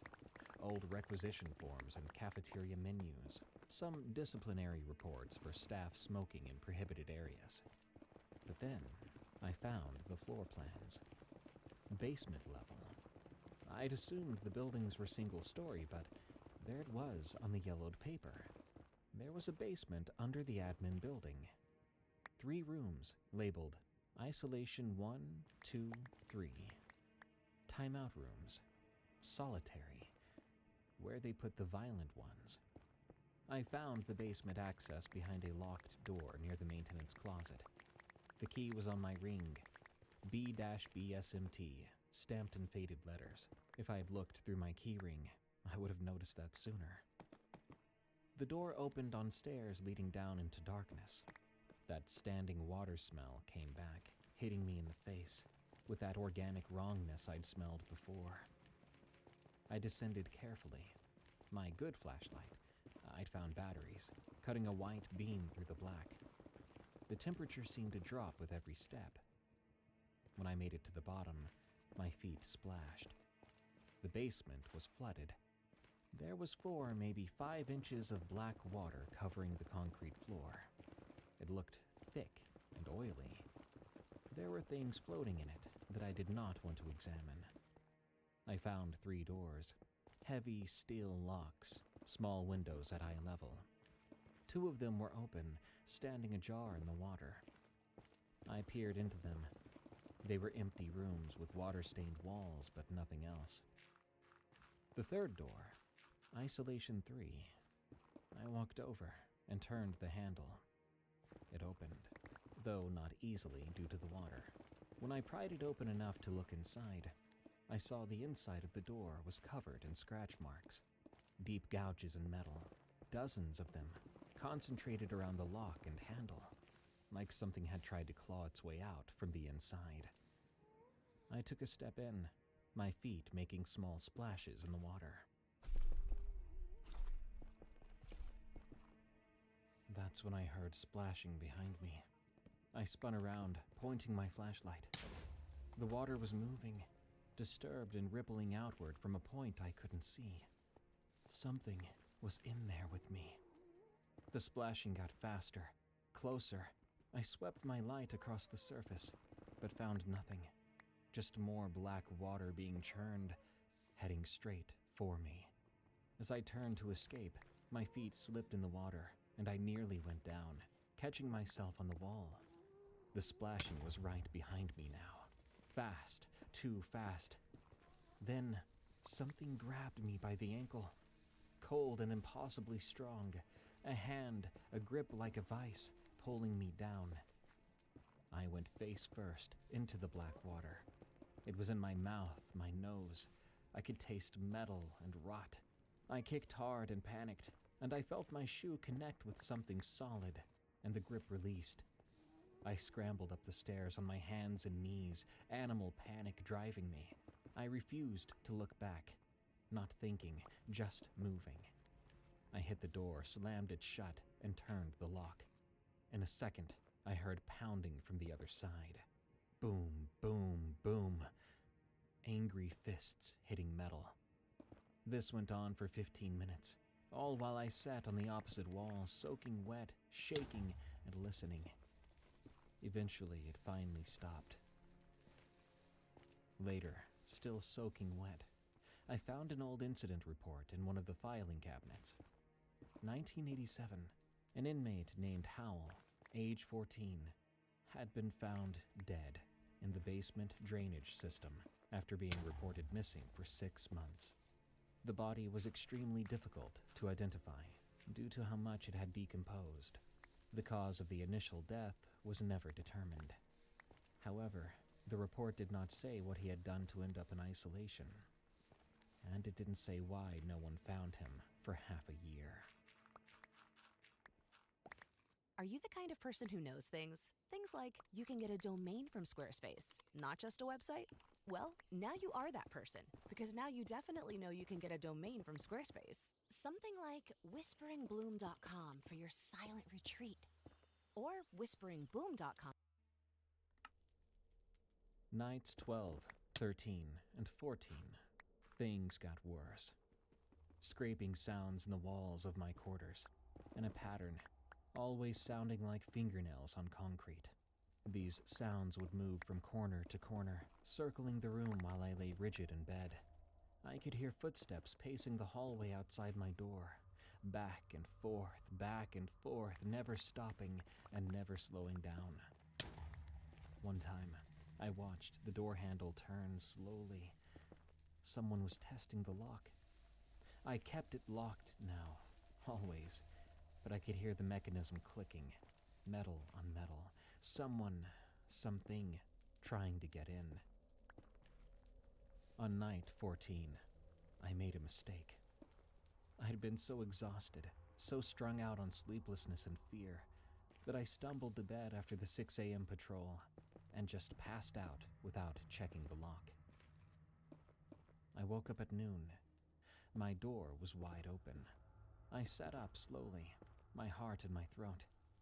The hallway beyond the doorway was empty, quiet and normal, daylight coming through the windows. I looked down. Wet footprints leading from the hallway right to my bed. Small, barefoot, and child-sized. They circled my bed 3 times around. 3 complete circles, the prints overlapping. Someone had walked around me while I was sleeping. Then they led back out into the hallway. I got up and I followed the footprints with legs that felt like water. They went down the stairs and through the admin building and out into the courtyard, where they stopped. They ended in the middle of the concrete, the last 2 prints, toes pointing back toward my window. I looked up from there to my window. I saw muddy handprints on the glass, not from the inside. They were on the outside of the glass. I was on the 2nd floor of the building. There was no ledge, no way to reach that window, nothing to stand or climb on.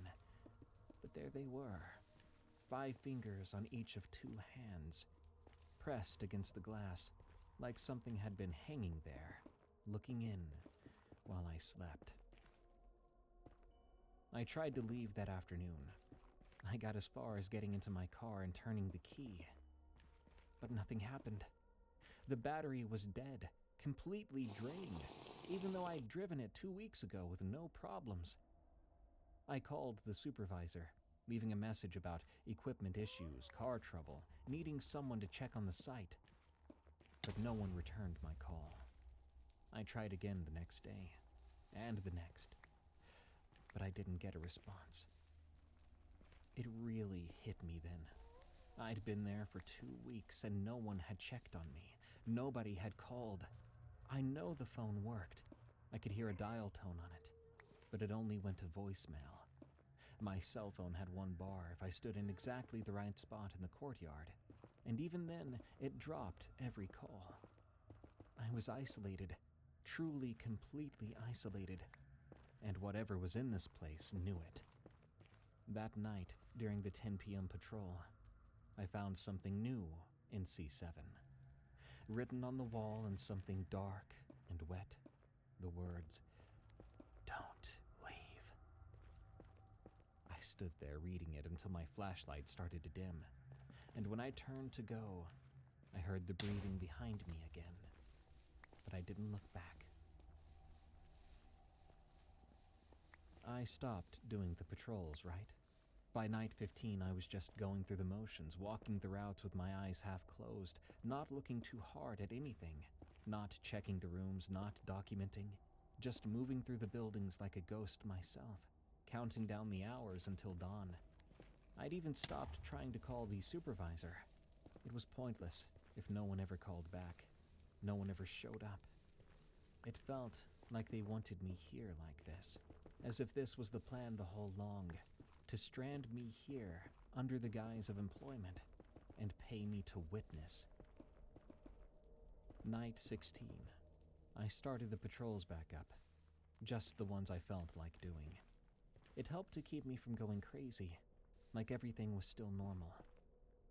During a 1 a.m. patrol, I saw it clearly for the first time. I was in B Unit. I'd been avoiding C Unit when I could, taking longer routes, but B Unit had started to feel wrong too. The air was getting colder, and that moisture in the air was starting to creep in. I walked into the main hallway and stopped. At the far end, maybe 40 feet away, standing under the fluorescent lights, was a child. A boy, 13, maybe 14 years old, wearing an institutional uniform, blue shirt and pants, the kind I'd seen in the photos in the admin files. But the fabric was rotting away, hanging off in strips, dripping wet. His skin was gray, white, and waterlogged, as if he'd been laying in a bathtub for weeks. It was his face that made me forget how to breathe. The features were too large, the eyes were far apart, the mouth too wide, stretching towards his ears that sat too low on his skull. So wrong, like an alien was instructed to build the form of a human child just from what it read in books. He stared at me. We stood there in the hallway, 40 feet apart, looking at each other. My flashlight beam was steady on him. The boy didn't blink or move. Eventually, I found my voice, and I called to him. "Howl?" His head tilted. That movement, that familiar but wrong bird-like tilt, it was sickening. He turned then and walked into room B18, just casually, like a kid going to his room. I approached slowly. I wanted to run, like all those other nights before. But there were things I needed to know, needed to see. I looked through the small window in the room. It was empty. I'd just seen him go in there, but he was gone now. But behind me came the sound of bare feet slapping on concrete. I turned. Howell was at the other end of the hallway now, the end I'd just come from, standing there like he'd been waiting for me to turn around the entire time. Impossible. He then walked into room B3. I followed after him in a hurry and looked through the window. Of course, it was empty too. The bare foot slapping on concrete came again, running now, right towards me. I whipped around. He was in the day room doorway, watching me. I didn't call out. Instead, I calmly walked towards him, even though my hands were shaking. He backed up into the day room, and I followed. A door slammed in the distance, echoing through the connecting corridor from C Unit. He was leading me somewhere, or playing with me, maybe testing how far I'd go. I followed still. I went through the corridor into C Unit. By free will, I was back in that nightmare structure. I went down the hallway, checking rooms. Empty, empty, empty. But I could hear him moving, always just ahead and out of sight, until I made it to the C Unit day room. Howell was standing in the center of the room, facing away from me. He was perfectly still, water dripping from his clothes and pooling around his bare feet. I stopped there in the doorway. The air in that room was arctic. My breath came out in a fog. "What do you want? Why are you here and doing this to me?" I asked. He stayed perfectly still. "Howell, please." I took a step forward, then another. I don't know why. Maybe I thought if I could reach out and just touch him, I could prove he was real, and I could make sense of this. Maybe I'd gone far enough past rational thought that it didn't matter anymore. When I got close enough, I reached out toward his shoulder. The boy spun around, impossibly fast, inhuman. 1 second his back was to me, the next his face was inches from mine. Do you know Hobby Lobby has hundreds of incredible products on sale every single week? Just check out our weekly ad to discover unbelievable. His mouth stretched open wide until I could see down his throat, see this black water sloshing around inside him and things moving about in there that weren't supposed to be moving. His breath hit my face. That was the source of that stagnant water smell. All that putrid scent from the basement condensed into vapor. He made a sound then, between a scream and a laugh. It was high-pitched and went on too long, and yet his chest didn't move, as if the sound was coming from somewhere else inside of him. I stumbled backward. My foot caught on one of the chairs. I tripped, and my head hit the concrete floor. For a moment, my vision blurred, and Howell was still standing there, watching. But his mouth was nearly closed. He turned and walked into the hallway, towards room C7. Dizzy, I walked out there, and I saw his form enter into room C7. Without even touching the door, it opened, let him in, and closed. I sat on the floor there and stared at the ceiling, listening to the dripping water sound from somewhere in the walls. There was this scraping sound in the ceiling in the following days. Throughout week 3, it was constant. During patrols, during the day, at night, some sort of animal moving through the crawl space above me. It even followed me from room to room. On night 19, I was walking through the admin building when I heard it directly overhead. I stopped, and I looked up, expecting to see nothing as usual. But what I saw was one of the ceiling tiles. It was displaced, pushed up into the side, leaving a gap of darkness. Something scurried through that dark, very fast. I heard it moving through the ceiling space. It sounded like a huge spider had made its home in the ceiling. I decided to follow the noise, through the admin building, into the connector to A unit, tracking it by sound. But it was so fast. If it wasn't so loud, I would have lost it. I chased it into the cafeteria. I looked up and saw yet another displaced tile. And through the gap there, I saw it. Howell's face, peering at me through the gap, from the darkness. He appeared to be crawling on all fours. I watched in terror as he crawled out of that gap in the ceiling, like a trapdoor spider, crawling and clinging to the ceiling like he was some sort of insect. His stomach faced the ceiling, back to the floor. Each of his joints bent backwards. It made me hurt just to watch. But his head, it continuously faced towards me, twisted completely around, looking down. And he was grinning. Black water dripping from his mouth, pattering onto the floor below like rain. Then he scurried away through the ceiling space. I could hear him go, joints clicking and nails scratching on metal ductwork. The sound circled the building, heading toward my quarters. I gave chase again, down the hallway, all the way back to my room. I got the door open and slammed it shut behind me, throwing the deadbolt. The scratching in the ceiling stopped. There was silence for a while. I stood still, breathing hard and listening. Suddenly, from directly above my bed, I heard a scritch, scritch, scritch. It stayed there the rest of the night. I sat in my desk chair with every light on, listening to it move back and forth across my ceiling, and when dawn finally came, it went quiet. I dozed off then.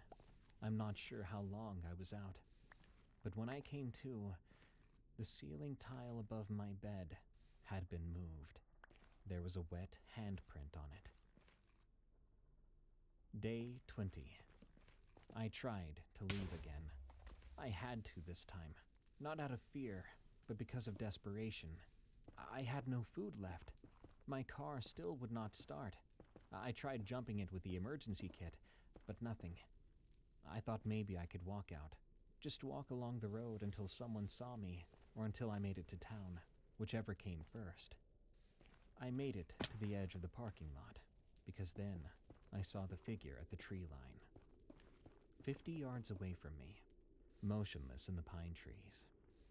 It was Howl, watching me. I stopped, and we had yet another stare down across the dead grass and gravel. I pivoted and began to walk the outside perimeter, looking for another way out. But he would be there, at a different spot, waiting, always aware of where I was going, even before I knew. I tried this several times, going in different directions, but each time he was already there, waiting at the exact spot that I was heading towards. Eventually, I stopped. I stood there in the cold autumn air and felt something break inside me.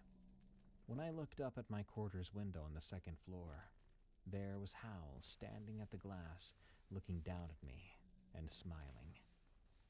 I went back to my room. No hurry. My mind was broken. I didn't know if I could cry or scream or do anything besides breathe and walk anymore. When I got back to my room, it was empty. Of course it was. Of course Howl wouldn't be there. But the bathroom door was open, and it was flooded. Black water flowed out from the bathroom, lapping at the doorframe, the same kind of disgusting water from the basement that smelled like death. When I looked away from the floor and really looked around, I saw the handprints on every surface. The mirror, the walls, the ceiling, small handprints on everything, as if Howl had been in there for hours, just messing with everything and marking his territory. I backed out and closed the door. I went for a walk, crying silently for about 2 hours. When I came back, my room was completely clean. The prints were gone. The flooding water was no longer there. I was going insane. I was on day 21. I'd come here to be alone, to be somewhere she couldn't find me. But I understood clearly then. I wasn't alone here. I'd never been alone here. Tomorrow, I'll try to leave again. Tomorrow, I will find a way out. Or try to. But deep down, in a place I didn't want to acknowledge, I knew the truth. There may be no leaving for me. And I wondered if it even mattered. Night 23. I decided to end it. Not my life, though I'd thought about that. Lying awake in my quarters while something was scratching at the walls and ceiling. No, I was going to end this, whatever this was. I was going to find Howl, confront him, make him stop, or make him kill me. Either way, I'd be over and done with this. I gathered what I needed. A flashlight, crowbar from the maintenance closet, the key to the basement. It was 2 a.m. when I descended the basement stairs again. That smell hit me like a truck long before I reached the bottom. It it was worse now, much worse. The water had risen too. What had been maybe 4 or 5 inches was now waist deep, lapping at the stairs, black and thick as oil.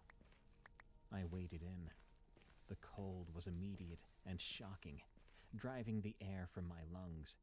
I shone my flashlight across the room until I found Isolation Room 3, the room with all the scratches. I waded toward it, crowbar ready. The water moved around me unnaturally. I could feel small currents pulling at my legs from different directions. It felt like something was circling just beneath the surface. When I got to the door, it was locked this time. I wedged the crowbar into the gap and pulled. The metal groaned and rust flaked away. My hands were already numb from the cold, but I kept pulling until something gave and the door swung open. The room inside was not empty now. It was flooded as severely as the rest of the basement. My eyes landed on a hole in the wall at the far end. The concrete inside had given out due to the water. I saw pale shapes floating in the water, and that same pale color hanging from that hole in the wall. Bones. Human bones. And they were not the size of an adult. I waded closer. In the wall next to the bones that remained there was something else. That familiar blue of the institutional uniform, as well as something shiny attached to it. An ID badge. It was plastic and cracked and yellowed, but still legible. M. Howell, number 1187. That confirmed it. When I read that ID badge, it felt as if a piece of my soul just drifted away from my own body. This was where he died. Howell, where his body had rotted in standing water for 6 months before someone finally found him. Where he'd clawed at the door until his fingers broke and still kept clawing, kept trying to get out. Howell had died alone in the dark. Suddenly, I heard water rushing. It wasn't dripping anymore. It sounded like a pipe had burst somewhere, like a dam had broken. The water level began to rise quickly, up to my chest in moments, then my armpits. I turned from the hole in that wall. My eyes went wide. The door was shut. Somehow, despite all this water, and without a sound, it had shut on me. The light in the room began to flicker, before completely going out. The water kept rising.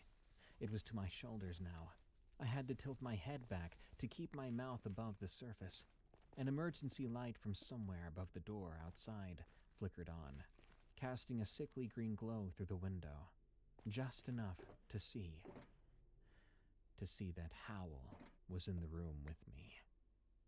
He was inches away, rising up from beneath the surface, like he'd been there all along under the water, waiting for me. His face was worse than I'd ever seen it, as if another decade of rot had caught up to him. His skin was bloated on his face, falling off in places, and I could smell it too. Like ancient, rancid corpse, his eyes were completely clouded over white now. But I know he was looking at me. You stay, he said, with his mouth hanging open, but his lips unmoving. Black water spilled from his mouth. I couldn't move or breathe. The water was now up to my chin. I panicked. I had nowhere else to go. Howell lowered his head under the water and disappeared from view. I felt a hand touch my arm underwater, and it was somehow much, much colder. The water was over my mouth now. I had to stretch, push up as far as I could to keep my nose above the surface. I felt icy arms wrap around me, like the Grim Reaper hugging me, and slowly, I was pulled down under the water. I was going to drown, and I knew if I opened my eyes, I would see Howell's face inches from mine. But I did not want that to be the last thing I saw. Suddenly, a powerful current formed in front of me. The water in the room began to flow out rapidly. My body was heaved out through the doorway, tossed into the basement, back in waist-high black water as I choked and coughed up dark liquid. I ran through the admin building, my wet shoes squeaking on the linoleum, leaving a trail of black water behind me. The whole way there were sounds, not footsteps anymore, but a sickening scuttling or scraping sound of bones and joints rubbing against each other. I screamed and ran straight ahead. I ran to the glass doors, out into the parking lot. Dawn was starting to gray the sky. It felt so good to breathe in real air, outside air. I looked back then, finding Howell at the glass doorway. He was looking at me, and he looked so sad. I jumped into my car, and I put the key in the ignition. Before I turned it, I prayed over and over again that it would work. Then, I turned it. The engine roared to life. Without so much as a hitch, I put it in gear and drove out of the parking lot, down the long gravel road and through the pine. I watched the facility in my rearview mirror until the trees swallowed it. I drove for 2 hours, non-stop. I made it back to town, and I found a gas station. I called the property management company from my phone, which now had proper reception. My supervisor sounded annoyed when he answered. I said, "I'm quitting, effective immediately." He didn't even sound concerned. He just said okay, and to mail the keys back to him. That was it. No questions, no worry. He hung up. It's been a year. I have a new job, a new apartment. I live several states away from that facility. I've been doing better for the most part. I'd even called Sierra. She'd been surprised to hear from me. Wary, though, but she'd listened when I said I was sorry, when I said I was trying, when I asked if maybe someday we could talk again. And she'd said maybe. Maybe. It was more than I deserved. She's supposed to visit me next month. We're going out for coffee. Just to see, she said. I'm terrified and grateful in equal measure. I've been sober for 5 months now. I'm rebuilding and trying to forget.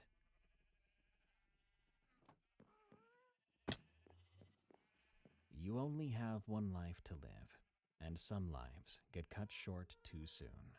So make it worth it. Stay close to your loved ones. Never let them forget what they truly mean to you, and live every day to the utmost. Good night. Thanks for tuning in to Tales from the Break Room. I've been your host, Darkness Prevails. If you need some help staying awake, I think you need to go over to eeriecast.store and get yourself a bag of my new coffee, Morning Brew, before it's all gone. It won't be around forever. None of us will be. Also, don't forget, you can listen to this show on Spotify, Apple Podcasts, or your favorite podcast app. Till next time, everyone, it's time for me to clock out. But I'll be back again real soon. It's not what you make, it's what you keep. Patriot Software can lower your costs for accounting and payroll software. Keep your money in your pocket. Keep your time and money.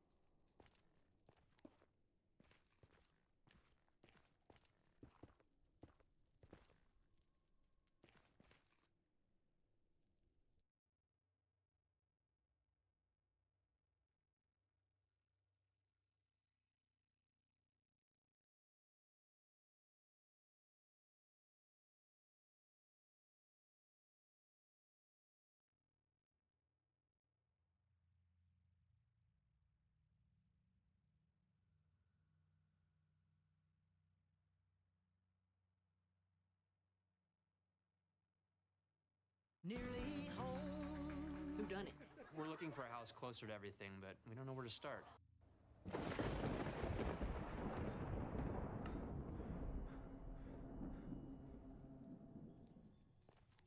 After almost 2 decades in nursing, I can tell you I've seen just about everything people hope you'll never see. But nothing unsettled me more than something I saw on a lonely stretch of highway outside Fresno in July of 2019. And the worst part is, I still don't know what I saw. That summer was brutal. Long shifts, constant overtime, and triple-digit heat that made the AC at the hospital run non-stop.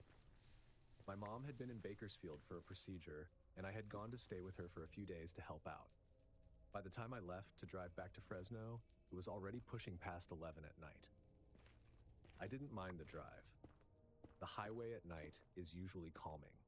That night, though, it felt even more isolated. Barely another car out there. I had the windows cracked just a little, enough for the dry summer air to cut through the stale AC. My favorite part of night driving is that sense of solitude, like the world has gone quiet for you. I had music low, just enough to keep me alert. The highway was straight, cutting through farmland and scattered orchards. The kind of landscape that looks almost endless when your headlights sweep over it. I was maybe 40 minutes from home when I saw it. At first, it didn't register. My headlights carved out a shape on the road ahead. Small, upright, still. For a split second, I thought it was a traffic cone or maybe some debris. But the closer I got, the more it looked human. A child, standing dead center in the lane, motionless, facing my car. That creeping pressure hit my chest, and I moved without thinking. I eased my foot off the gas and started to slow. I've worked enough shifts in pediatrics to know what a kid looks like when they're lost, confused, or in shock. That's exactly how this looked. Except, what child would be standing in the middle of Highway 99 at nearly midnight? I flicked my high beams on. The figure was small, no taller than maybe my son's height when he was 7. Shoulders hunched, head dipped. I remember saying out loud, "Oh my God." My first thought was that it was a runaway or a kid who'd wandered from a crash site. I threw on the hazards and slowed hard, trying to stay calm, but my body wasn't listening. That's when I noticed movement. Off to the right of the road, where the tree line started, something shifted. 2 taller shapes, just inside the shadows. They weren't kids. I squinted, trying to make sense of them. My headlights barely reached that far, but I could see them clearly enough to know they weren't fence posts or tree trunks. They were figures, and they were standing there, watching. The hair on my arms prickled. I looked back at the child in the road, still motionless, not moving toward me, not away, just waiting. That was the moment something in me snapped into survival mode. I can't explain it except to say every protective instinct I've ever had, every time I'd shielded my son from running into traffic or stepped in front of a combative patient, hit me all at once. I didn't stop. Instead, I swerved left, around the figure, keeping just enough distance that I didn't hit it. My car jolted as I crossed the center line and gunned the accelerator. As I shot past, I flicked my eyes to the rearview mirror, and then I saw them. The 2 figures from the trees stepped closer to the road, almost like they were waiting to see what I'd do. I didn't wait to find out more. I pressed harder on the gas. The speedometer climbed past 80. For the next 20 miles, I checked my mirrors constantly. Every pair of headlights in the distance set me on edge. My breathing wouldn't steady, and my hands gripped the wheel so hard it felt like it might snap the thing in 2. The child had never moved. Not once. Was it even a child? When I finally pulled into my driveway after midnight, I sat in the car for a long time with the engine still running. My house lights felt too far away, like I'd have to cross a mile of darkness just to reach them. The next morning, after barely sleeping, I called the Fresno County Sheriff's Office. I explained everything. The child, the 2 men, the way they moved. The deputy said they'd send a car to check the area. Later, they called back. Nothing found. No child, no men, no tracks. I wanted to believe I'd imagined it, but the details were too clear in my mind. For weeks after, I couldn't stop thinking about it. Every time I drove home late, I avoided back roads and kept my doors locked even at red lights. My coworkers at the hospital teased me a little when I told them the story. One of the older nurses said, "Sounds like bait. They distract you with a kid, then grab the car when you stop." Another said it happened once to her cousin outside Bakersfield, though she admitted it might have been rumor. Even my son asked me why I kept looking at the rear view when we drove together. I didn't tell him the truth. I just said, habit. The worst part isn't the fear. It's the questions. If it really was a child, did I abandon them? Could I have saved them? Or was it never a child at all? Just a lure? A doll, maybe. Or someone small pretending. And the two in the tree line, what were they waiting for?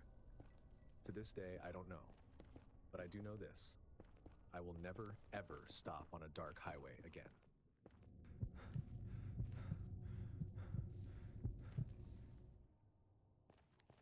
I work nights at a hospital in Tallahassee. Back in April 2021, the board was a mess. 2 nurses out, another floating to ICU, 1 on leave. I picked up a double, because I always say yes. 12 hours on paper turned into 15, because someone always spikes a fever at shift change. By the time I clocked out, the sky looked like dishwater, and my scrubs reeked of disinfectant. I remember small details. A protein bar wrapper stuck in my pocket, my badge reel catching on the seatbelt, the smudge of sanitizer on my steering wheel.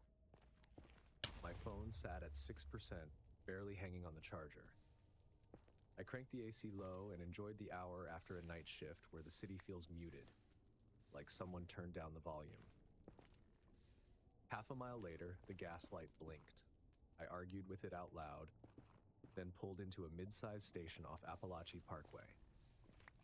They've got cameras over every pump, something I always scan for as a woman working odd hours. The lot was quiet. A semi idled at the edge. A moth battered itself against a canopy light. I tapped my card, slid the nozzle in, flipped the lever, and thought about my bed, waiting 20 minutes away. I didn't notice the first man until he was suddenly at my shoulder, close enough to feel wrong. His voice was low, flat. Don't look behind you. It wasn't hissed or dramatic, just informative. Stale smoke clung to him. My first reaction was irritation. Too tired to play games. I said, "I'm good, thanks." He didn't move. "Don't turn around," he said again. So, of course, I turned. On the far side of my car, crouched by the passenger door, was someone with a hood up, hand testing the handle. The way his fingers pressed and flexed made it clear he was checking if it would open. I didn't scream. I yanked the nozzle free, shoved it back into the pump. The crouched figure didn't run. He just drew his hand back and set it on his knee, like nothing had happened. The man at my shoulder said, "Lock your doors." I already had my keys in hand. I slid into the driver's seat, slammed the door, and hit the lock button. Immediately, the passenger handle twitched. Just a light pull, testing again. My heart nearly stopped. The first man raised his palms, stepped back a few feet under the lights. I got a better look. Hooded green jacket, boots, tired eyes. He didn't push closer, just watched me. "You're okay," he said through the glass, then looked toward the crouched figure. I put the car in drive. If I peeled out, I'd swing close to him. Reversing would take time. I decided loud was better. I revved, tires squealing as I angled wide. The crouched figure scooted back, hands now tucked away. The man in the jacket gave me room. I saw his face just once. I cleared the canopy, hit a green light like it was waiting for me. My hands shook just enough to tilt the wheel a degree off center. I muttered, "You're fine, you're moving." At the next red, I called non-emergency. I gave cross streets and said there were 2 men, One told me not to look, another was by my car. I left. It sounded absurd, like a campfire story. The dispatcher thanked me, said they'd send a car. Home was the same. Porch light late to flicker on, bag dumped by the door, one shoe spattered with gas. I stood in the kitchen, gripping the counter edge, then showered until steam blurred the mirror. I texted my sister, weird at the gas station, call later. Then slept in fragments, waking with that false sensation of falling. Creativity is not something I wait for. I am Antoni Sendra, a filmmaker. I'm always hunting and hustling for ideas. Adobe Creative Cloud is By noon, a voicemail waited. Officers swung by, saw nothing. Clerk reported nothing. Report filed. My sister texted, creepy. Fill up before shifts, okay? I promised I would. For weeks, the scene replayed in flashes. Washing a patient's hands, I'd picture fingers under my car handle. Charting vitals, I'd hear the nozzle clunk. I added a flashlight to my bag, cleared my passenger seat for quick slide-ins, kept my phone in my pocket instead of buried in my bag. Preparedness became routine. What I can't shake is the ambiguity. Was the man warning me a helper or part of it? His calm tone, his raised palms, they argue he was trying to protect me. But his closeness, the way he assumed authority, makes me doubt. Why step into my bubble instead of calling out from a distance? Why choose words like that? Don't look behind you, as if rehearsed. 2 nights later, curiosity pulled me back. On Google Maps, buried reviews mentioned men loitering near pumps and someone tugging at a door handle. So maybe not random, maybe a pattern. Eventually, I did return, but only during daylight. The clerk with purple bangs assured me the cameras worked. She said it like it was a normal thing. We pull footage for the police all the time. That didn't reassure me. A tech on my floor later said her cousin had someone climb into her car while she pumped. She chased him out with pepper spray. 3 of the 5 women at my lunch table had similar stories. Different towns, same setup.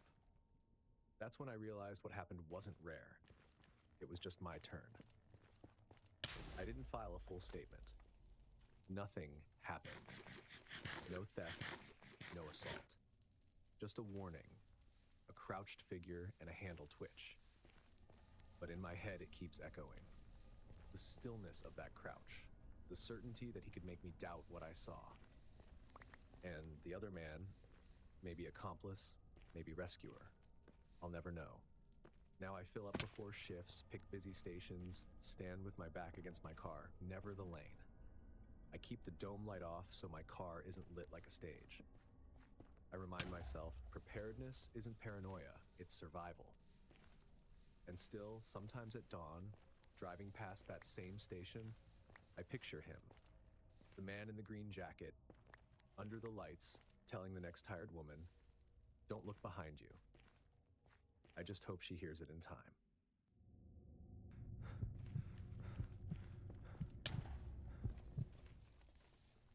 I was 21, drifting through what I like to call a road trip, but what was really me avoiding my own mess.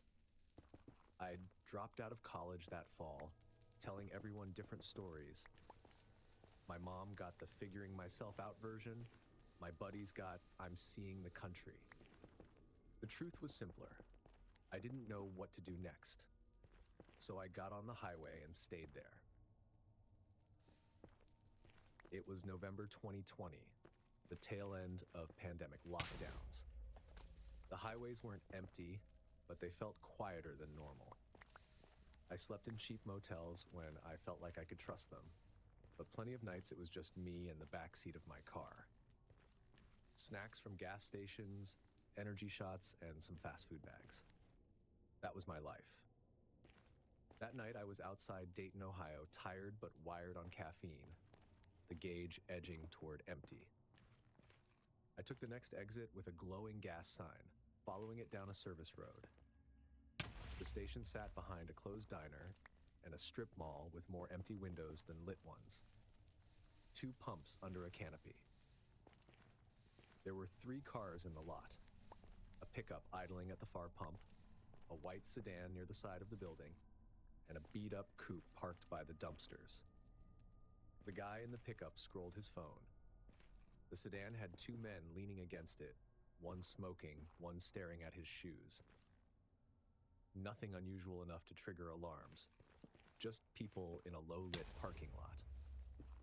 I parked at the near pump, slid my card, and set the nozzle. My eyes kept drifting to the sedan. Both men seemed half hidden, more like they were waiting than passing time. Inside, the station was washed in that harsh fluorescent light that makes everything look sticky.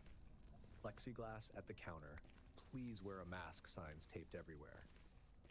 The clerk was a thin guy my age, beard just patchy enough to notice, hoodie under his uniform vest. His eyes gave away that he was paying attention to more than he let on. I grabbed my usual haul: a coffee that was mostly warm water and burnt grounds, a shrink-wrap sandwich, a bag of chips, and a bottle of water to balance the guilt. Nationwide is so much more than a great insurance company. They're one of America's largest financial services companies. Like how I'm more than just Peyton Manning. I'm also... At the last second, I added one of those tiny energy shots. I set everything on the counter. The clerk rang it up without looking at me. I tapped my card, the machine beeped, and he slid the receipt into the bag along with a small folded square of yellow legal pad paper. His hand paused just long enough for me to notice. His face stayed blank. "Have a good night," he said. Normal words, flat tone. I walked to the little counter with the powdered creamers and sugar packets, tore the note open under the edge of my bag.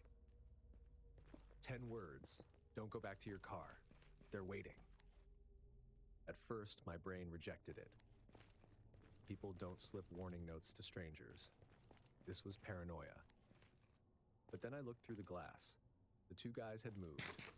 One leaned against the hood of my car now, the other by the passenger door, pretending to chat. Pretending too hard. My coffee went tasteless. I kept stirring, acting like nothing had changed. I walked back toward the counter. "Bathroom?" I asked, loud enough for anyone nearby to hear. "Down the hall, red paddle key," the clerk said in his normal voice. Then quieter, lips barely moving. "Call from there. Stay on camera." I took the key. The restroom was single stall. I locked it, leaned against the door, and called 911. Told the dispatcher my name, the station, what the note said, what I saw.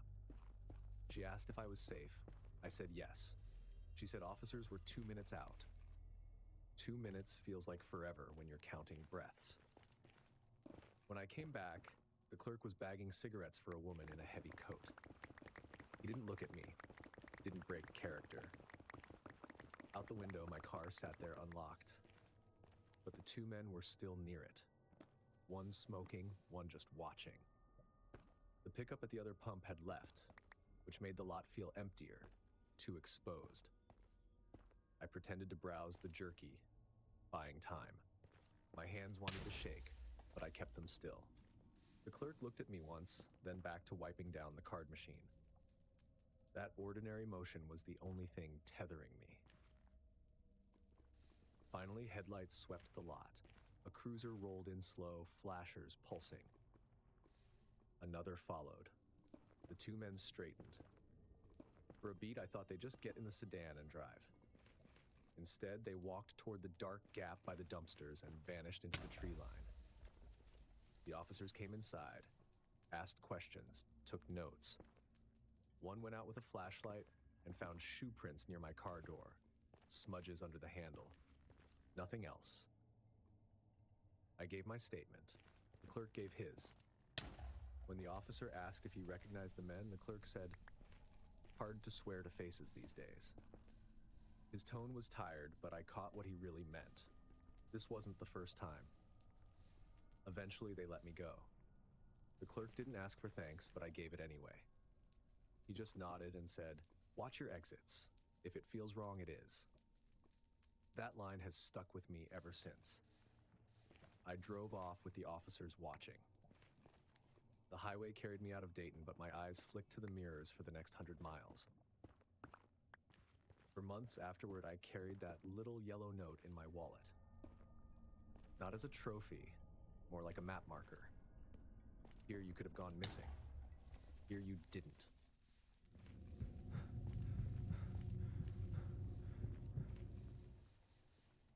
I'm an accountant, and I'm practical to a fault. The type of person who double-checks locks, saves receipts, and keeps jumper cables in the trunk. That's why what happened to me in March of 2016 stands out so much. It's the kind of story I would have rolled my eyes at if someone else had told it to me. But it happened, and I think about it every time I drive past an overpass in bad weather. I was coming back from a 2-day client trip in eastern Idaho, a small manufacturing firm I was auditing. It was one of those early spring weeks when the snow melts just enough to leave the air damp, but the nights still freeze over. By the time I left, the forecast warned of a heavy rain system rolling across the state. I figured I'd beat it if I left before dusk. I was wrong. An hour outside Boise, the rain came down like someone had dumped a bucket on the highway. Wipers on full speed couldn't keep up. My headlights only cut a few yards ahead, and every semi that passed sent up a wall of spray that blinded me for seconds at a time. I'd been driving long enough to know when it was safer to pull over than to push through. That night was one of those times. I spotted the outline of an overpass up ahead, a low concrete bridge carrying some county road over the highway. The space beneath it was dark, but at least it offered shelter from the rain. I eased my sedan onto the shoulder, just far enough under the overpass that the drumming on my roof softened. I shifted into park, stretched my fingers, and told myself I'd wait 15 minutes for the worst to pass. There's a strange kind of quiet that comes when you're in a storm but protected from it. The rain was still roaring, but under that bridge it was muffled, echoing. For the first time that day, I felt like I could relax. Then the lightning struck. It wasn't a close bolt, just a white crack across the sky. But in that instant, the whole underpass lit up like daylight. And in that flash, I saw a figure crouched by my front tire. I jerked upright, blinking at the darkness that followed. My rational brain kicked in immediately. It had to be another stranded motorist, someone trying to stay out of the rain, maybe checking his own car. My pulse was up, sure, but I told myself it was nothing. Except he was right against my car. Another flash came less than a minute later. This time I was staring directly out my driver's side window, waiting. The figure was still there, crouched lower, hands close to my wheel well. Not checking his own car, touching mine. I gripped the steering wheel without thinking. I wanted to believe I'd imagined it. That the rain, the shadows, the lightning, all of it was playing tricks on me. But accountants deal in patterns. You see enough ledgers, enough discrepancies, you stop ignoring patterns. And what I'd seen was a man crouching exactly where he had no reason to be. I didn't roll down the window. I didn't call out. I just sat there, telling myself to stay calm. If he was some good Samaritan checking my tire pressure in the middle of a thunderstorm, then I'd owe him an apology later. But my gut said otherwise. I shifted into drive. My headlights flared into the rain, showing nothing but rain. I hit the gas. As my car rolled forward, I caught it again. Movement in the periphery. A shape pulling back fast, like someone darting out of the beam. Everything inside me sank. I didn't floor it. I didn't want to fishtail on the wet highway. But I accelerated firmly until the overpass was shrinking in my rearview mirror. Only then did I let myself breathe again. 2 hours later, the storm had calmed to a steady drizzle. I was 30 miles from Boise when I heard it, a soft thump, thump, thump from my rear tire. At first, I thought it was just the road surface, but it didn't fade. The sound grew louder, and my steering wheel started to vibrate. I pulled into a gas station off the interstate and stepped out with my phone flashlight. Then I saw 4 long roofing nails, driven at an angle into the tread of my rear passenger tire. Precisely placed, wedged in deep enough that they hadn't blown the tire immediately, but would work themselves further as the wheel turned. Someone had put them there. I drove the rest of the way home on the spare, hyper-aware of every shadow on the road. The next morning, I called the local police. They sent an officer young enough to still be polite but already skeptical. He looked at the tire, shrugged, and said, "Could have been debris. Construction crews drop stuff all the time." I wanted to argue, but what could I say? "No, officer. I saw a man crouched by my car during a lightning flash, and now I've got nails in my tire." Even to me, it sounded flimsy. He filed a report, handed me a case number, and left. That was it. And to this day, I don't know what that man was planning. Was he trying to disable my car so I'd break down later, somewhere darker, easier to approach? Was he just messing with me? Was I one of many drivers who stopped under that bridge? One of many who drove away rattled? I don't have answers. What I have is the memory of lightning turning night into day, and the image of hands where they shouldn't have been. I haven't stopped under an overpass since. I don't care how hard it rains, because numbers tell stories if you look at them long enough, and so do patterns. And the pattern that night was clear. Someone was waiting for drivers like me to stop. And I'll never forget that I almost gave him the time to finish what he started.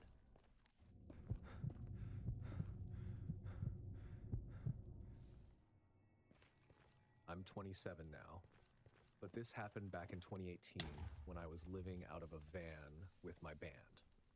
I was the guitarist, and we were just a group of guys trying to scrape by on small gigs and bar shows. Nashville was our home base, but we'd drive anywhere within a few states if it meant $100 and a place to plug in amps. People romanticize the life on the road, but the truth is it's mostly bad coffee, sore backs, and learning how to sleep sitting up. We had a white Ford Econoline van that smelled like sweat, pizza grease, and strings of old beer spilled on the carpet years before we bought it. It rattled whenever you hit 55. That van was home, rehearsal room, tour bus, and bedroom rolled into one. One night in August, we had just finished a set in a little dive south of Nashville. We were too broke for a motel, so the plan was the same as always.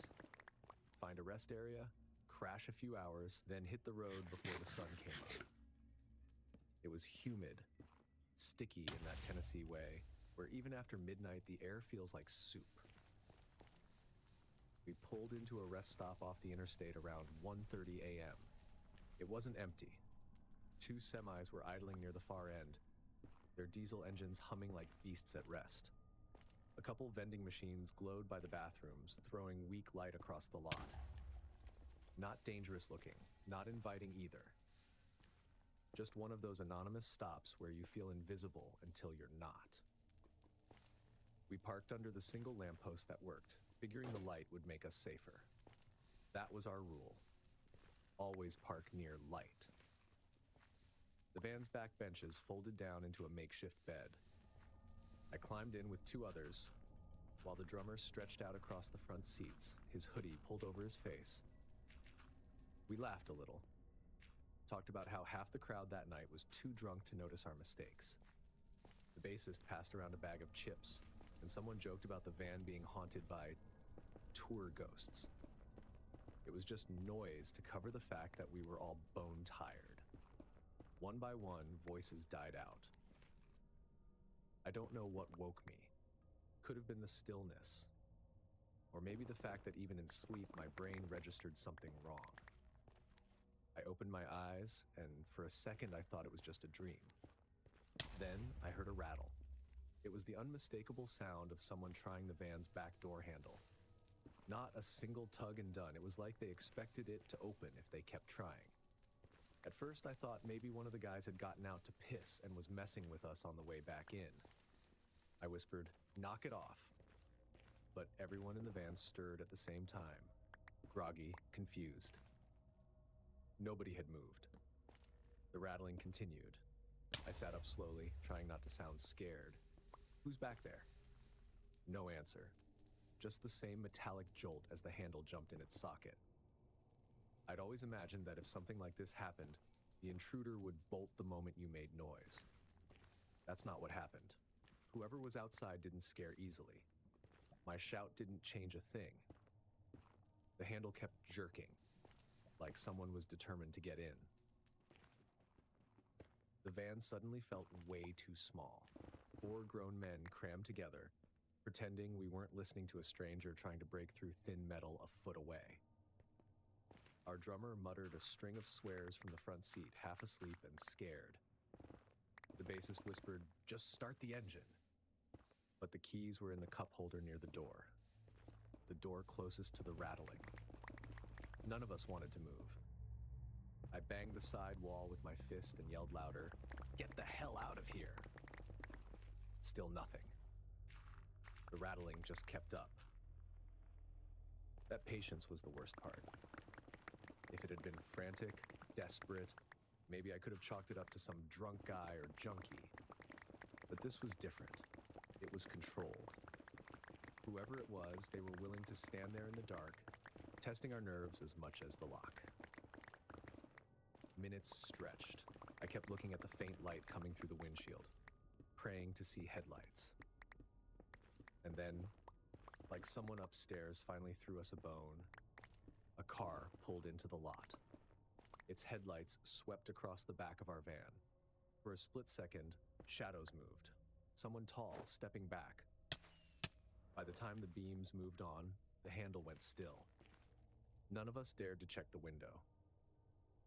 The passing car circled once and parked by the vending machines. When I finally craned my neck to peek, the figure was gone. Just the empty lot. We didn't wait to see if they'd come back. The drummer slammed the keys into ignition, and we peeled out so fast one of the chip bags rolled under the pedals. None of us spoke until the interstate lights swallowed us up. We ended up at a 24-hour diner miles down the road. We ordered pancakes and coffee we didn't really want, just needing somewhere bright and human. Nobody laughed, nobody teased. When I finally looked at the clerk pouring coffee, I realized she was giving us the same look we'd probably give anyone walking in pale and shaken at 3 in the morning. Like we were carrying something heavy we weren't going to explain. For weeks afterward, I couldn't sleep in the van without jerking awake at the faintest creak of metal. We stopped parking at rest areas altogether. Truck stops only. Cameras, clerks, people moving around. That became non-negotiable. It's been years, but I still check door handles twice before bed, even in my apartment. My friends joke that I'm paranoid, but they weren't there listening to someone calmly try to pull open the door you were sleeping against. Here's the part that sticks. Whoever it was never ran. I yelled, we made noise, the whole van stirred, and they just kept going until headlights scared them off. So who does that? Was it some thief hoping for a quick grab? Someone with worse intentions? Or, and this is the part that crawls under my skin, was it someone who knew damn well we were inside and wanted to see how long it would take before panic broke us? That's the piece I'll never have an answer for. And maybe that's worse than knowing. If you also thought the scariest part wasn't the gas station creeps, but how fast everything turned when you let your guard down, smash that like button, hit subscribe so you never miss the next scare, and tell me in the comments, would you have stopped? And if you think you're safe once you finally get home, you haven't watched this channel enough. Click now to watch 4 scary home invasion horror stories. Because sometimes the knock on the door isn't a stranger, it's your nightmare starting. Thanks for watching. Stay alert, stay safe, and I'll see you in the next nightmare.